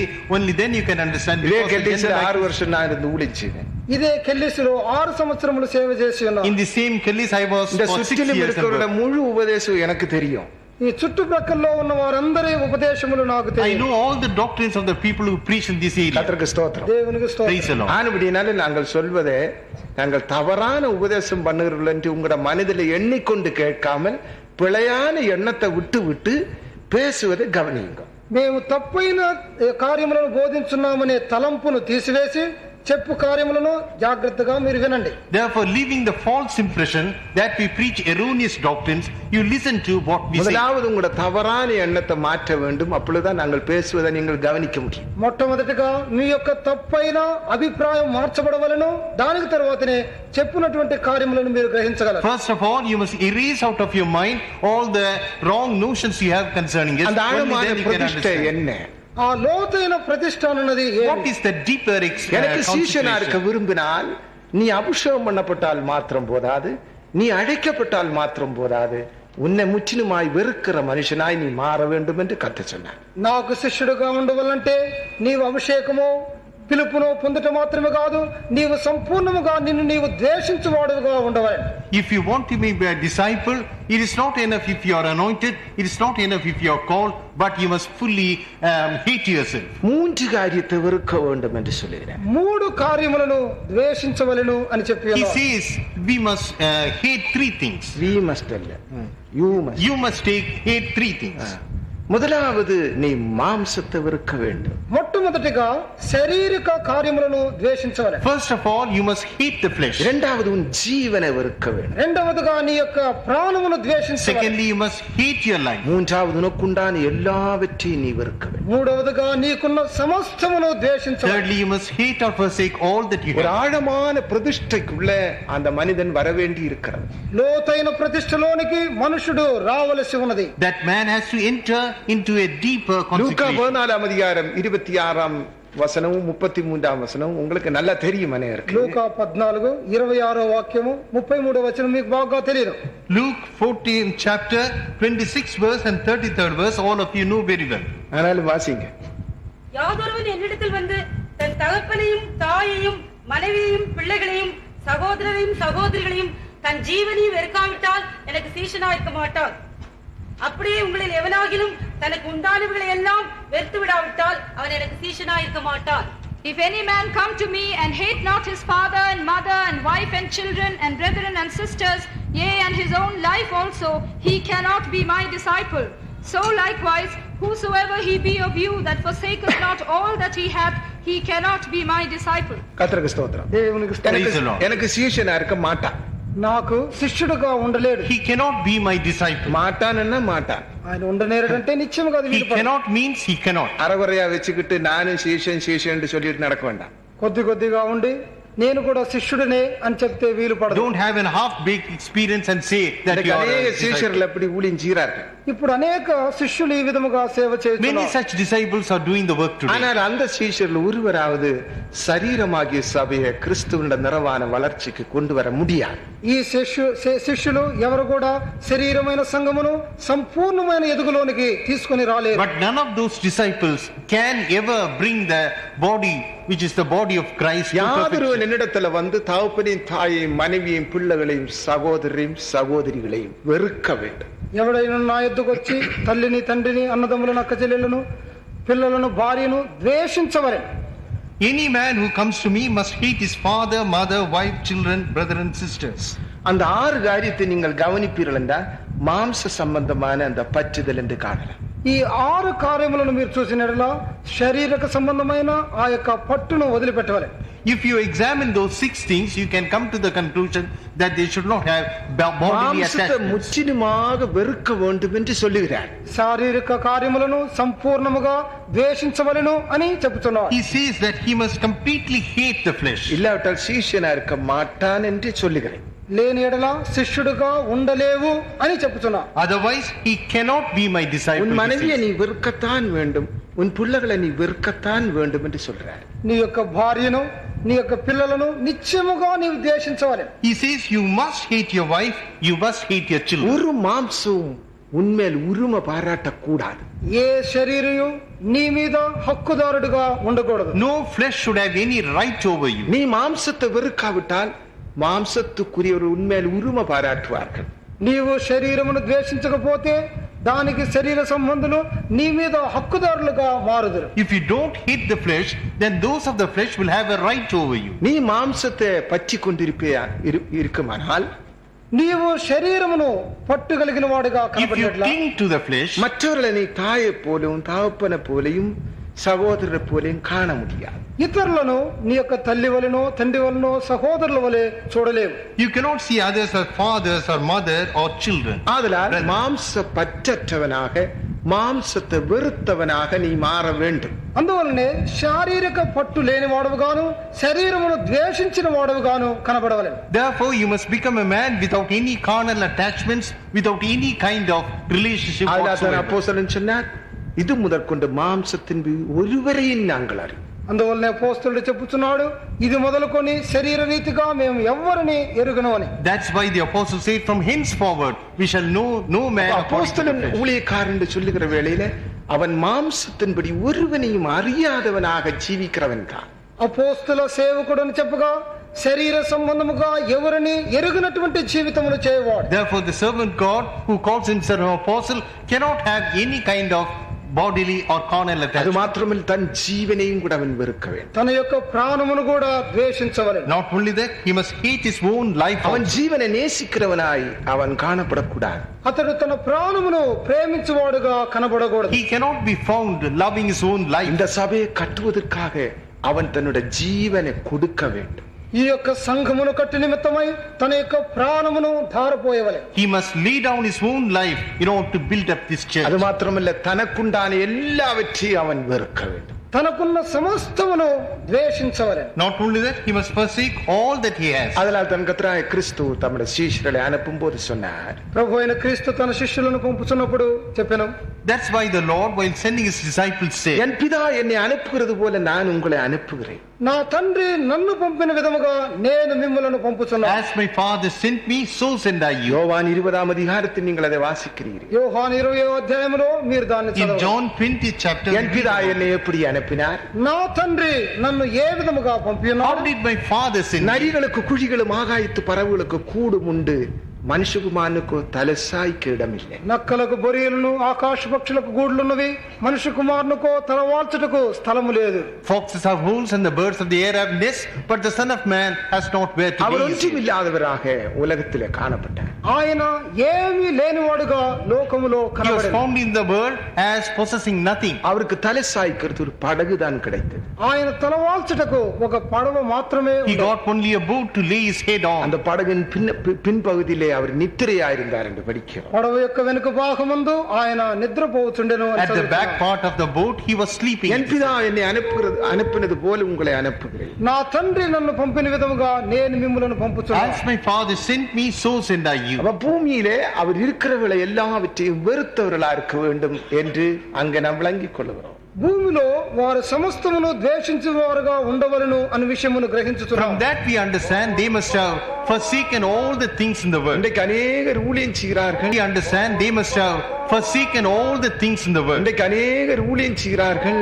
அவர்களுடைய ஊழியத்தினாலே அவர்கள் கோடீஸ்வரராய் மாறிவிட்டார்கள். ఇప్పుడు అనేకులు సేవ చేస్తున్నారు, సేవ వలన కోటీశ్వరులుగా మారి ఉన్నారు. Today many do the Lord's work, and as a result of the work they have become millionaires.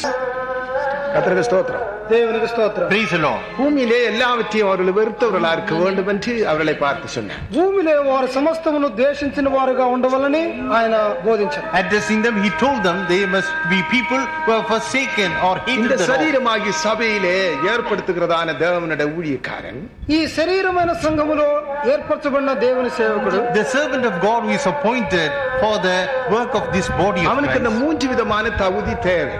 వానికి 3 విధములైన యోగ్యతలు These అవసరమైనవి. 3 qualifications he needs. இந்த சரீரமாகிய சபையை தலையாகிய கிறிஸ்துவுக்குள் வளர்க்க செய்வதற்காகத்தான் இப்படிப்பட்ட தகுதி அவர்களுக்கு தேவையா இருக்கு.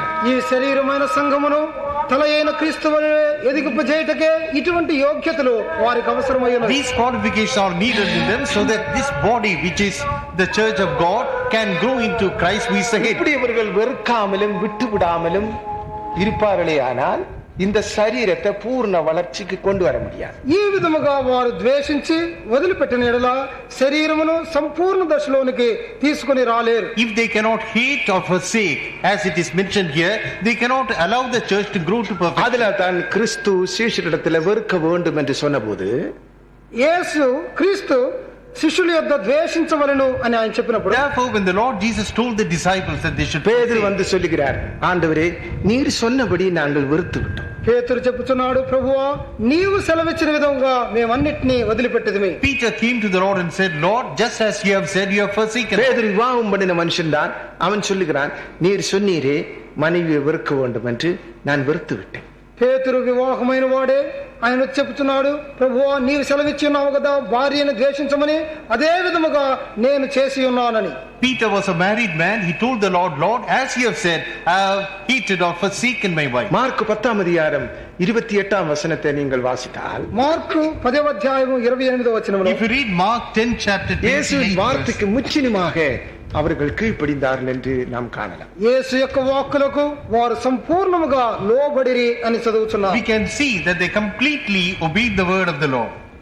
அப்பொழுது பேதுரு அவரை நோக்கி, இதோ நாங்கள் எல்லாவற்றையும் விட்டு உம்மை பின்பற்றினோமே என்று சொல்லத் தொடங்கினார்.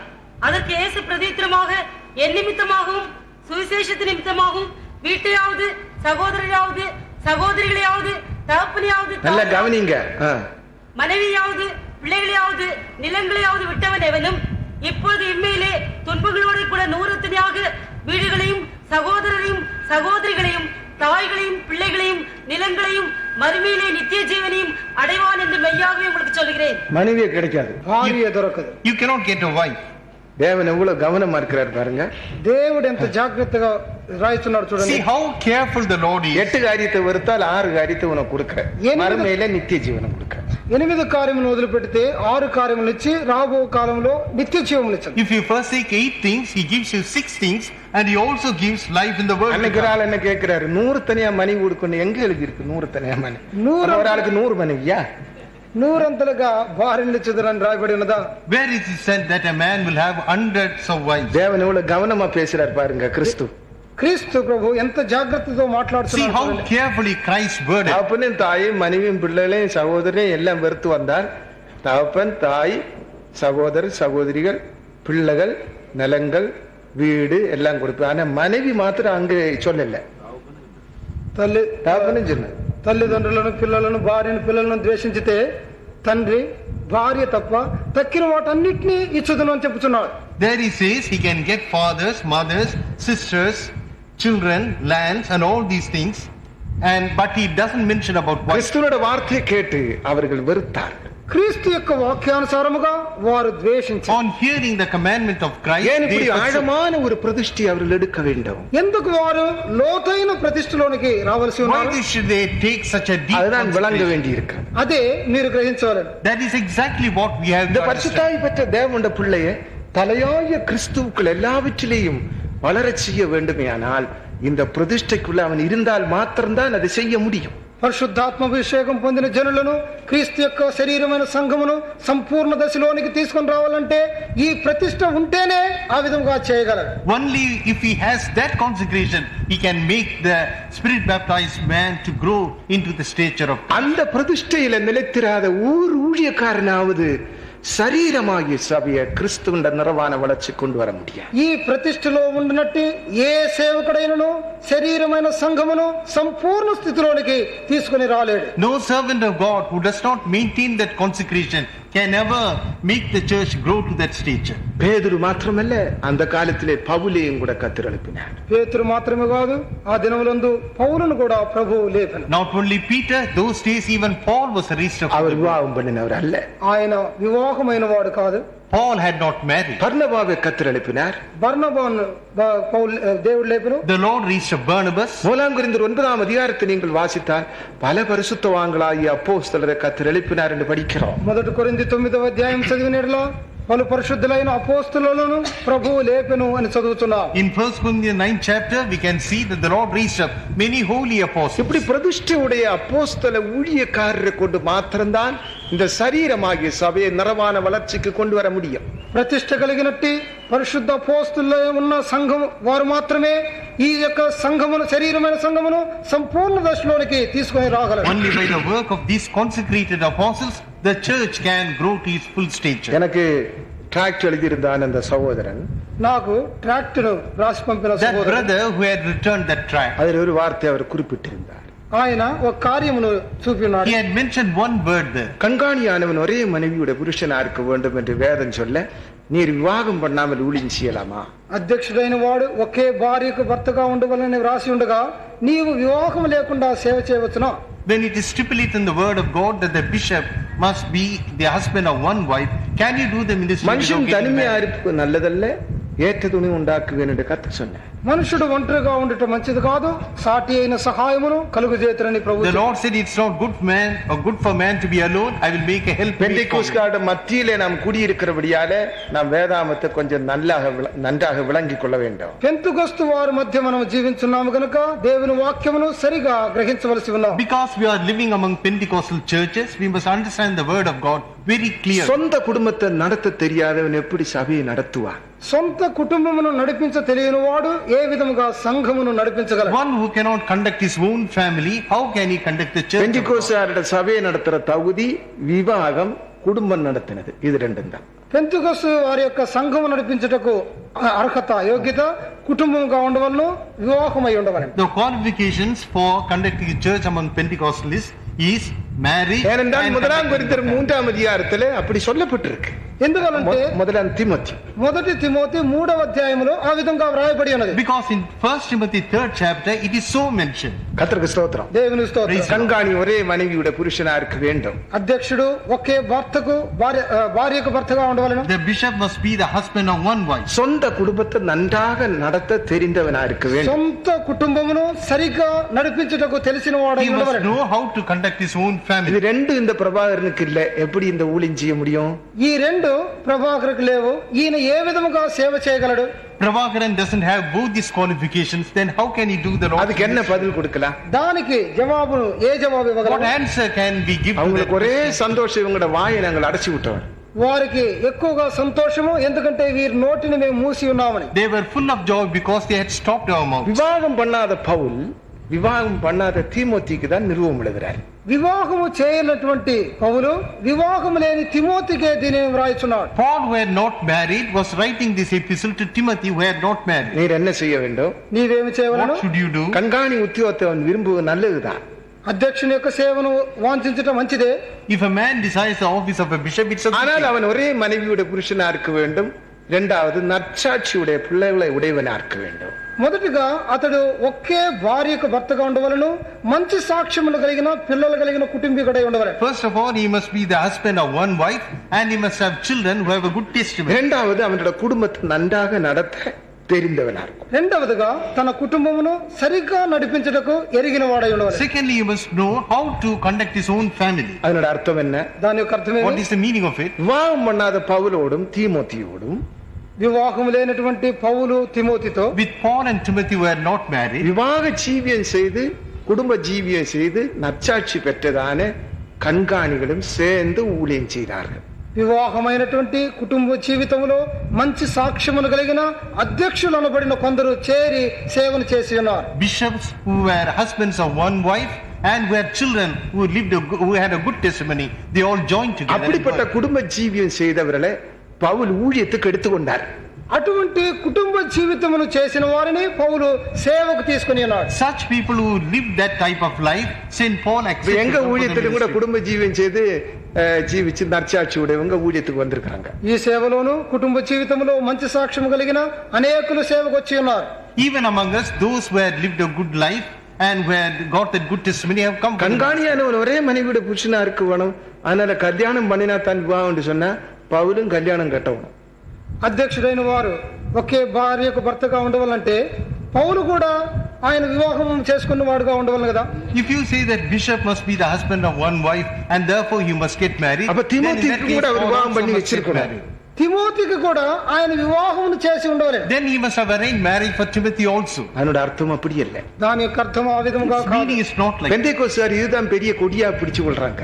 పెంతెకొస్తు వారు దీనినే ఒక గొప్ప జెండాగా పట్టుకొని ఉన్నారు. Pentecostal people hold that as a சொந்த big குடும்பத்தை trump நடத்த card. தெரியாதவங்க எப்படி சபை நடத்த முடியும்? సొంత కుటుంబం నడిపించుటకు తెలియని వాడు సంఘమును ఏ విధముగా నడుపగలడు? People who cannot run their own family well, how can they run the church? குடும்பத்தை நடத்த தெரிஞ்சனால சபை நடத்த முடியுமா? కుటుంబమును నడిపింపు తెలియటం వల్ల సంఘము If నడిపించగలరా? you know how to run your family well, can you run the church? குடும்பத்தை பிரதிஷ்டை பண்ணுவார். కుటుంబమును You ప్రతిష్ఠించగలరు. must consecrate the family. Pavul இடத்துல அப்படிப்பட்ட கண்காணிகள் வந்திருக்கும் போது அவன் என்ன உபதேசம் பண்ணியிருப்பான்? అటువంటి అధ్యక్షులు పౌలు ఎద్దుకు వచ్చినప్పుడు ఆయన ఏమి ఉపదేశించుండును? When such bishops came to St. Paul, what kind of teaching would he have given? இப்படிப்பட்ட ஒரு பிரதிஷ்டையின் ஜீவியம் உண்டென்று அவனுக்கு சொல்லி தந்திருப்பான். ఇటువంటి ప్రతిష్ట కలిగిన జీవితం ఒకటి ఉన్నదని వారికి తెలియజేసి ఉండదు.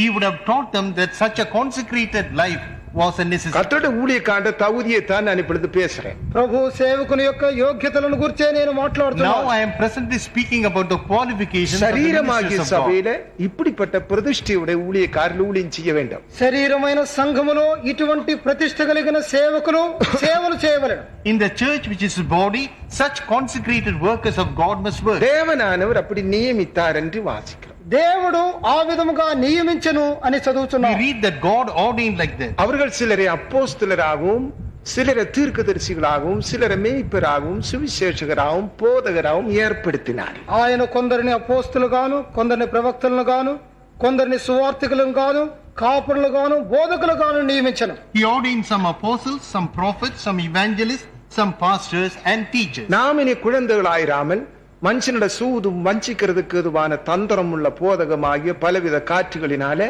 அலைகளை போல அடிபட்டு அலையுறலாயிராமல் మనము పసిబిడ్డల వలె ఉండి పలు విధములైన ఉపదేశములను గాలుల చేత అటు ఇటు కొట్టబడి వారముగా ఉండక, That we henceforth be no more children, tossed to and fro and carried about with every wind of doctrine by the sleight of men. அன்புடன் சத்தியத்தை கைக்கொண்டு ప్రేమ వలన సత్యమును గైకొనిన వారమై, Speaking or observing the truth in love. ஆனபடியால் தான் பெந்தேகோஸ்து நாளில் இருந்த விசுவாசிகள் அப்போஸ்தலருடைய உபதேசத்திலும் அந்யோன்யத்திலும் அப்பம் பிற்குதலிலும் ஜெபம் பண்ணுதலிலும் உறுதியாய் தரித்திருந்தார்கள். అందువలనే పెంతెకోస్తు దినమందు వచ్చినటువంటి విశ్వాసులు వారు అపోస్తలుల యొక్క బోధ యందును సహవాసమందును రొట్టె విరుచుటందును ప్రార్థన యందును ఎడతెగకుండిరి.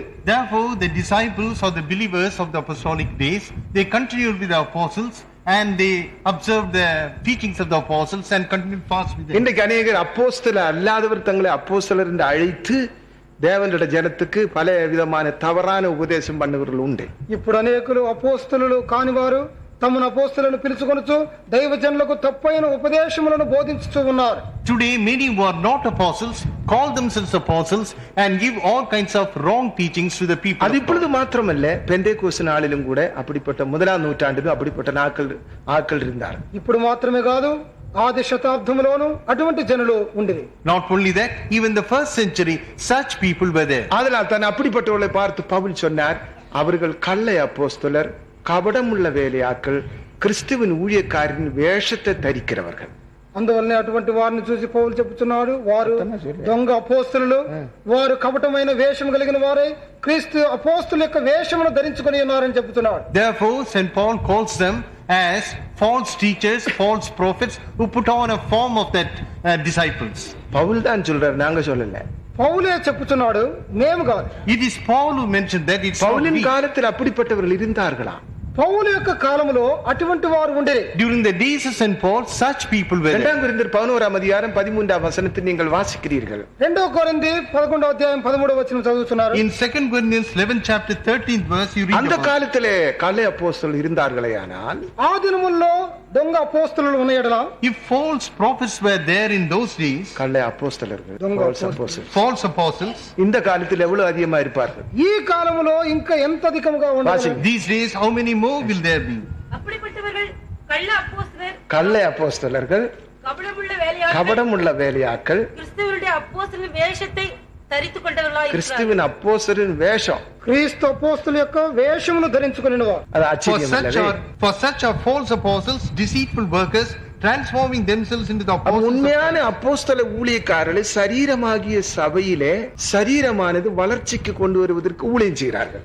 నిజమైన అపోస్తలులు శరీరమైన సంఘమును క్రీస్తు యొక్క సంపూర్ణ ఎదుగులోకి తెచ్చుటకై వారు సేవ చేస్తున్నారు. The real apostles work in the church of God in order to bring the church to the real state. பரிசுத்தாவி பெற்ற உன்னை கிறிஸ்துவினுடைய நிறைவான வளர்ச்சிக்கு கொண்டு வர வேண்டும். పరిశుద్ధాత్మ అభిషేకం పొందిన నిన్ను క్రీస్తు యొక్క సంపూర్ణత ఎదుగులోనికి నిన్ను తీసుకొని రావాలని. You have received the Holy Spirit, must be brought to the full stature or the fullness of அதே Christ. வேளையில மறுபக்கத்திலே ஒரு கூட்டத்தார் ஊழியம் செய்கிறார்கள், கள்ளை அப்போஸ்தலர், கபடம் உள்ள வேலையாட்கள், கிறிஸ்துவின் ஊழியக்காரரின் வேஷத்தை தரித்தவங்க. మరి ఒక భాగములో మరి ఒక సేవ జరుగుతున్నది. వారు దొంగ అపోస్తలులు, వేషం మోసగించినటువంటి వేషధారులై వారు క్రీస్తు యొక్క అపోస్తల వేషములను ధరించి ఉన్నారు. But on the other hand, there are false apostles, deceitful workers who make people understand that they are also அவர்களோட apostles. உபதேசம் என்ன? వారి యొక్క ఉపదేశం ఏమి? What is the teaching? அதான் எபேசியர்ல நீங்கள் வாசித்தீர்கள், மனுஷனோட சூதும் வஞ்சிக்கிறதுக்கு ஏதுவான தந்திரமுள்ள போதகம். మనుషుల యొక్క కుయుక్తి కలిగినటువంటి వారిని వంచినటువంటి బోధనలతో, That is the cunning craftiness whereby they lie in wait to deceive the people. உன்னுடைய இருதயத்துக்கு ஏற்றபடி உன்னை பேசி ஏமாற்றிக் கொள்வாங்க. నీ హృదయమునకు తగిన విధముగా నీతో మాట్లాడి మోసగించదు. According to the state and situation of your heart, they will speak to you அப்படியெல்லாம் and கிறிஸ்துவ deceive you. போல நம்ம ஜீவிக்க முடியாது. அந்த பூர்ண வளர்ச்சிக்கு நம்ம வர முடியாது. சும்மா அந்த பெந்தேகோஸ்தாரங்களுக்கு வேலை இல்லை, இப்படிதான் பேசுவாங்க. క్రీస్తు యొక్క సంపూర్ణతలోనికి మనం రాలేము, ఆ స్థితిని మనం అందలేము. పెంతెకొస్తు వారికి పని లేదు, ఈ విధంగానే వారు మాట్లాడినది అని చెప్పుదురు. We cannot come up to the stature of Christ. We cannot live that type of life. These Pentecostal people have no other work. சகோதரனே That is how they சகோதரி receive. அபிஷேகம் பெற்ற நீ உன்னோட ஜீவியத்தை குறித்து ஜாக்கிரதையா இருக்கும். సహోదరుడా సహోదరి, అభిషేకం పొందిన నీవు నీ జీవితమును గురించి జాగ్రత్తగా ఉండుము. Brother and sister who receive the Holy Spirit, you must be very careful about your life. உன்னுடைய ஆவிக்குரிய ஜீவியத்துல நீ வளர்ச்சி அடைய வேண்டுமேயானால், கிறிஸ்துவனுடைய நிறைவான வளர்ச்சிக்கு நீ வர வேண்டுமானால், உண்மையான அப்போஸ்தலரோடு உன்னுடைய ஐக்கியத்தை நீ வைக்க வேண்டும். నీవు ఆత్మీయ జీవితంలో వృద్ధి నొంది క్రీస్తు యొక్క సంపూర్ణ దశలోనికి రావాలంటే నీ యొక్క ఐక్యత నిజమైన అపోస్తలులతో ఉండవలెను. If you want to grow in stature, if you want to go to the stature of the fullness of Christ, then you must maintain your fellowship with the real apostles. அதுக்காகத்தான் அவர்கள் ஊழியம் செய்கிறார்கள், அதற்காகத்தான் அவர்கள் சுவிசேஷத்தை பேசுகிறார்கள். దాని కొరకే వారు సేవను చేస్తూ సువార్తను ప్రకటించుతున్నారు. It is for that they do the ministry, it is for that they preach the gospel. அதனால் தான் கிறிஸ்து சீஷரிடத்துல பேசும்போது சகல ஜாதிகளை சீஷராக்கி அவர்களுக்கு ஞானஸ்நானம் கொடுத்து அவர்களுக்கு உபதேசம் பண்ணுங்க. శిష్యులకు యేసు చెప్పినాడు, సమస్త జనులకు శిష్యులుగా చేసి వారికి బాప్టిజం ఇచ్చి వీటన్నిటిని గైకొన్నట్లు బోధించడి. That's why the Lord Jesus told them, you make disciples of all nations, you give them baptism and give them all the teaching. எல்லாரும் சேர்ந்து ஒரு சரீரமாக வேண்டும், அந்த சரீரமானது தலையாகிய கிறிஸ்துவுக்குள் வளர வேண்டும். అందరూ కలిసి ఒకే శరీరముగా మార్చబడి ఆ యొక్క శరీరము క్రీస్తు తల అయిన క్రీస్తు వలె ఎదగవలెను. All must jointly become one body, and that body must grow to the பல stature of the சரீரம் head. அல்ல, ஒரே சரீரம். పలు శరీరములు కాదు, ఒకే శరీరము. Not many bodies, but one body. ஆனபடியால் தான் அந்த சரீரத்தை குறித்து அப்போஸ்தலன் வேறு விதமாக பேசுற வேளையில ஒரே வாசஸ்தலம் என்று சொல்லுகிறார். ఆ శరీరమును గురించి అపోస్తలుడు మాట్లాడుతున్నప్పుడు వేరు పదములో ఒకే నివాస స్థలము అని చెప్పుచున్నాడు. Therefore, speaking about the body, in other words, he says, one habitation, he says. ஒரு வாசஸ்தலமாக, ஒரு நகரமாக நாம் கட்டப்பட வேண்டும். ఒకే నివాస స్థలము గాను ఒకే పట్టణము గాను మనమందరము కట్టబడవలెను. As one habitation, as one city, we must be built up. அதான் ஒரு ஸ்தலத்தை உங்களுக்கு ஆயத்தப்படுத்த போறேன் என்று கிறிஸ்து சொன்னார். అదే ఒక స్థలమును మీ కొరకై సిద్ధపరచ వెలుచున్నానని క్రీస్తు సెలవిచ్చి ఉన్నాడు. It is exactly about that Christ said, I go to prepare a அந்த place ஒரு for you. ஸ்தலம்தான் புதிய எருசலேம், அந்த ஒரு ஸ்தலம்தான் சரீரமாகிய சபை. ఆ ఒక్క స్థలమే నూతన యెరూషలేము, అదే శరీరమైన సంఘము. It is that one place is New Jerusalem, and that one place is the body of the அந்த church. ஒரு நகரமாக நாம் இசவா இணைக்கப்பட்டு கட்டப்பட வேண்டும் என்று அங்கே நாம் படிக்கிறோம். ఆ ఒక్క పట్టణముగా మనము చక్కగా అమర్చబడి కట్టబడవలని చదువుతూ ఉన్నాం. As that one city, we must be built together, we read. பல நகரமாக அல்ல, பல வாசஸ்தலமாக அல்ல.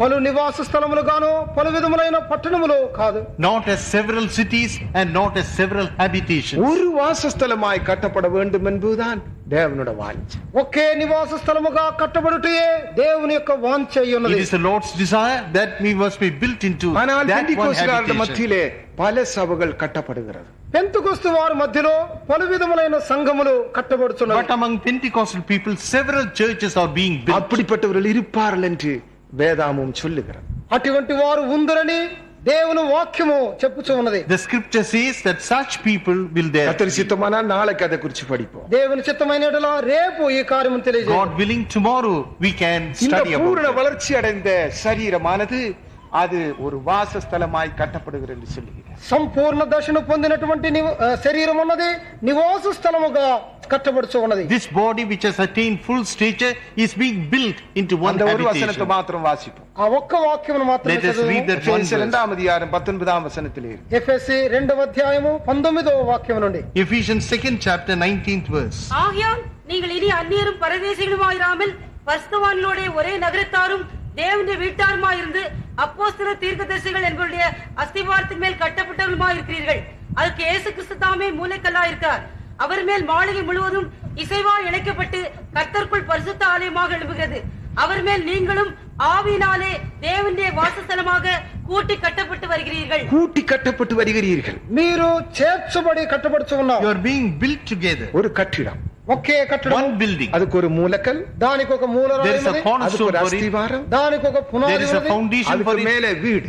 దానికి పైగా నివాస Over that స్థలం. foundation, a house. கிறிஸ்து மூலக்கல்லா இருக்கிறார். క్రీస్తు మూలరాయి, Christ is the cornerstone. அப்போஸ்தலர் தீர்க்கதரிசிகள் அதுக்கு அஸ்திபாரம். అపోస్తలులు ప్రవక్తలు దానికి పునాది. Apostles and prophets are its foundation. பரிசுத்தாய் பெற்ற எல்லா தேவ பிள்ளைகளும் ஜீவனுள்ள கல்லுகளாக அதற்கு மேலே இசவாய் இணைக்கப்பட்டு கட்டப்படும். పరిశుద్ధాత్మను పొందిన ప్రతి దేవుని బిడ్డ జీవము గల రాళ్ల వలె చక్కగా అమర్చబడి కట్టబడుతున్నారు. Over that, all the spirit baptized people of God as living stone must be built up fitly framed இது together. இசைகிறது தான் பெரிய கஷ்டம். ఈ విధముగా అమర్చబడుటే కష్టమైనది. To fit in exactly is இந்த very difficult. மூலக்கல்லின் மேலும் அஸ்திபாரத்தின் மேலும் நீர் இசவாய் இணைக்கப்பட்டு கட்டப்படாவிட்டால் நீர் இந்த நகரமாய் வாசஸ்தலமாய் அந்த பூர்ண வளர்ச்சி அடைந்த மனிதனாய் மாற முடியாது. ఈ మూలరాయితో పునాదితో నీవు సరి అయిన విధముగా అమర్చబడి కట్టబడకపోతే సంపూర్ణమైన నివాస స్థలముగా మార్చబడలేవు. On that cornerstone, over that foundation, if you are not built as a living stone, fitly framed together, then you cannot grow as a city. ஒரு காரியத்தை நான் உங்களுக்கு நிச்சயமாய் சொல்லுகிறேன், இந்த பூமியிலே ஒன்றாக்கப்படாவிட்டால் நித்தியத்தில் ஒன்றாக முடியாது. ఒక కార్యమును నిశ్చయముగా మీతో చెప్పుచున్నాను, ఈ భూమిలో మనము ఐక్యపడకపోతే నిత్యములో నిశ్చయముగా మనం ఐక్యపరచబడలేవు. One thing I want to tell you very point blank, if on this earth we are not made into one, in eternity we cannot be found இந்த together. பூமியிலே ஒன்றாக்கப்படாத பரிசுத்தாய் பெற்ற ஒரு பிள்ளையும் அந்த நகரத்திலே காணப்பட முடியாது. ఈ భూమి మీద ఏకీభవించబడినటువంటి పరిశుద్ధాత్మ పొందిన ఏ దేవుని బిడ్డ కూడా ఆ యొక్క నగరములో కనబడటకు వీలు పడదు. No child of God who has received the Holy Spirit, who has not been made into one, cannot, no child of God can be found there. பரிசுத்தாய் பெற்ற ஏதோ ஒரு கூட்டத்தில் இருந்து கொண்டு நீ தேவனை ஆராதிக்கிறதுனாலேயோ தேவ வசனம் கேட்கிறதுனாலேயோ கிறிஸ்துவினோட நிறைவான வளர்ச்சி அடைந்த அந்த புதிய எருசலேமாய் నీ మార முடியாது. పరిశుద్ధాత్మ అభిషేకం పొందిన ఏదో ఒక సంఘములో ఉండి దేవుని ఆరాధించుటయో దేవుని వాక్యం వినటం వలన క్రీస్తు యొక్క సంపూర్ణమైన శరీరముగానో నివాస స్థలముగానో మార్చబడలేవు. If you remain in some church having received the Holy Spirit, then you cannot grow as a full grown church and as a habitation that has been fitly framed together. அதுல தான் அப்போஸ்தல ஊழியக்காரருக்கு கர்த்தர் ரெண்டு காரியத்தை ஒப்பு கொடுத்தார் என்று படிக்கிறோம். అందువలనే అపోస్తల సేవకులకు ప్రభు రెండు కార్యములను అప్పగించి ఉన్నారు. Therefore we read that the Lord entrusted the apostles, his servants, with two things. அவர்கள் நிறைவான வளர்ச்சியின் அளவுக்கு வருவதற்காக వారు సంపూర్ణ స్థితిలోనికి వచ్చే నిమిత్తమై For them to go to the measure of the கிறிஸ்துவின் stature of திவ்ய Christ. சுபாவத்தை அடைந்து அவருடைய சன்னிதானத்திலே நிறுத்தப்படுவதற்கு தகுதி ஆவதற்காக క్రీస్తు యొక్క దివ్య స్వభావంతో నింపబడి ఆయన యొక్క సన్నిధానములో నిలవబెట్టబడిన నిమిత్తమై For them to be filled with this divine power and be made ready to stand in his அவர்களை presence. ஒரே நகரமாக ஒன்றாக்கி கட்டுவதற்காக వారిని ఒకే పట్టణముగా ఏకీభవించి కట్టు నిమిత్తమై To unite them all and build them as one city. இவர்களுக்கு ரெண்டு காரியத்தை கிறிஸ்து ஒப்பு கொடுத்தார் என்று அப்போஸ்தலன் பேசுகிறார். వీరికి క్రీస్తు రెండు కార్యములను అప్పగించినని The అపోస్తలుడు apostle చెబుతున్నారు. says that the Lord entrusted them with two things. எங்களுக்கு ஒப்புரவாதல் ஊழியத்தையும் உபதேசத்தையும் ஒப்பு கொடுத்தார் என்று 2 கொரிந்தியர் 5:18 படிக்கிறோம். మాకు సమాధానపరిచినటువంటి సేవను ఉపదేశమును అప్పగించినని 2 కొరింథీ 5వ అధ్యాయము 17వ వచనములో చదువుతున్నాం. In 2 Corinthians 5th chapter 17th verse we read that the Lord gave them the word of reconciliation and the ministry of reconciliation. ஜனங்கள் ஒன்றாக்கப்பட்டு கட்டப்பட வேண்டும். జనులు ఏకపరచబడి కట్టి లేపబడవలెను. The people should be made into one and built up. கிறிஸ்துவினுடைய நிறைவான வளர்ச்சியின் அளவுக்கு தக்க பூரண புருஷராக அவர்கள் மாற வேண்டும். క్రీస్తు యొక్క సంపూర్ణ ఎదుగుదల కలిగిన వారై వారు పరిపూర్ణ దశలోనికి రావలసి ఉన్నారు. They should grow unto the measure of the stature of fullness of Christ into a perfect man. ஒப்புரவாயில் ஊழியத்தை செய்கிற அப்போஸ்தலர்கள் மாத்திரம்தான் அந்த வேலை செய்ய முடியும். సమాధానపరచినట్టు సేవకు చేయనట్టు అపోస్తలులు మాత్రమే ఆ యొక్క పనిని నెరవేర్చగలరు. Only the apostles who do the ministry of reconciliation can effect that work. இன்றைக்கு பரிசுத்தாய் பெற்ற அநேகர் கள்ள அப்போஸ்தலர்களாய் இருந்து கொண்டு தேவஜனத்தை தங்களுக்கென்று தங்களுடைய ஆதாயத்துக்கென்று வைத்துக் கொண்டு ஊழியம் செய்கிற அநேகரை நாங்கள் காண்கிறோம். ఈ దినముల్లో పరిశుద్ధాత్మాభిషేకమును పొంది దొంగ అపోస్తలులుగా జనులను వంచించి తమ సొంత ఆదాయం నిమిత్తమై జనులను మోసగించినట్టు అనేక సేవకులను మేము చూడగలుగుతున్నాం. Today we find so many false apostles who deceive the people and they deceive the people and do that work. தேவஜனங்கள் ஒன்றாக்கப்பட்டு ஒரே மாளிகாய் கட்டப்பட விடாமல் பல மாளிகளை உண்டு பண்ண அவர்கள் விரும்புகிறார்கள். దేవజనులు ఏకపరచబడి ఒకే నివాస స్థలముగా మార్చబడుకున్న నిమిత్తమై పలు విధములైన నివాస స్థలములను కలుగజేయుచున్నారు. Not permitting the people of God to be built into that one habitation, they try to build up many அபிஷேகம் பெற்ற habitations. ஜனத்தின் மத்தியிலே அப்படிப்பட்டவர்கள் இருப்பார்கள் என்று பவுல் எழுதியிருக்கிறார். అభిషేకం పొందిన వారిలో అటువంటి వారు ఉందరని పౌలు ముందుగానే వ్రాసెను. St. Paul has written very definitely that among the spirit baptized people, such people will be அவர்களுடைய there. வெளிப்படுத்தல் வித்தியாசமா இருக்கிறபடியினாலே அவர்கள் பிரிக்கிறவர்களாக காணப்படுகிறார். వారి యొక్క ప్రకటనలు వ్యత్యాసములుగా ఉండటం వలన వారు విభజనలను కలుగజేయవారుగా ఉన్నారు. Because their revelations different altogether, they go about dividing the people. அப்போஸ்தல ஊழியக்காரர்கள் தேவஜனத்தை பிரிக்கிறவர்கள் அல்ல, அவர்கள் ஒன்றாக்குறவர்கள். అపోస్తల సేవకులు దేవుని జనులను విభజించువారు కాదు, వారిను ఏకీభవింపజేయవారై ఉన్నారు. The apostolic ministers of God, they don't divide the people, but they unite the people. நாம் ஒன்றாக்கப்பட்டு ஒரு நகரமாக ஒரு சரீரமாக கட்டப்பட வேண்டும். మనము ఐక్యపరచబడి ఒకే పట్టణముగాను ఒకే శరీరముగాను కట్టబడవలసి We ఉన్నాము. must be made into one and built up as one body and as அதற்கென்று one city. ஒரு ஊழியத்தை தேவன் ஏற்படுத்தினார். దాని నిమిత్తమై ఒక సేవను దేవుడు ఏర్పరిచి For ఉన్నాడు. that purpose, the Lord has appointed a புதிய ministry. ஏற்பாட்டின் ஊழியம் பணம் சம்பாதிக்கிறதுக்கல்ல, பேருக்காகவும் பெருமைக்காகவும் அல்ல. క్రొత్త నిబంధన సేవ డబ్బును సంపాదించుటకో పేరు ప్రఖ్యాతులను పొందుటకో కాదు.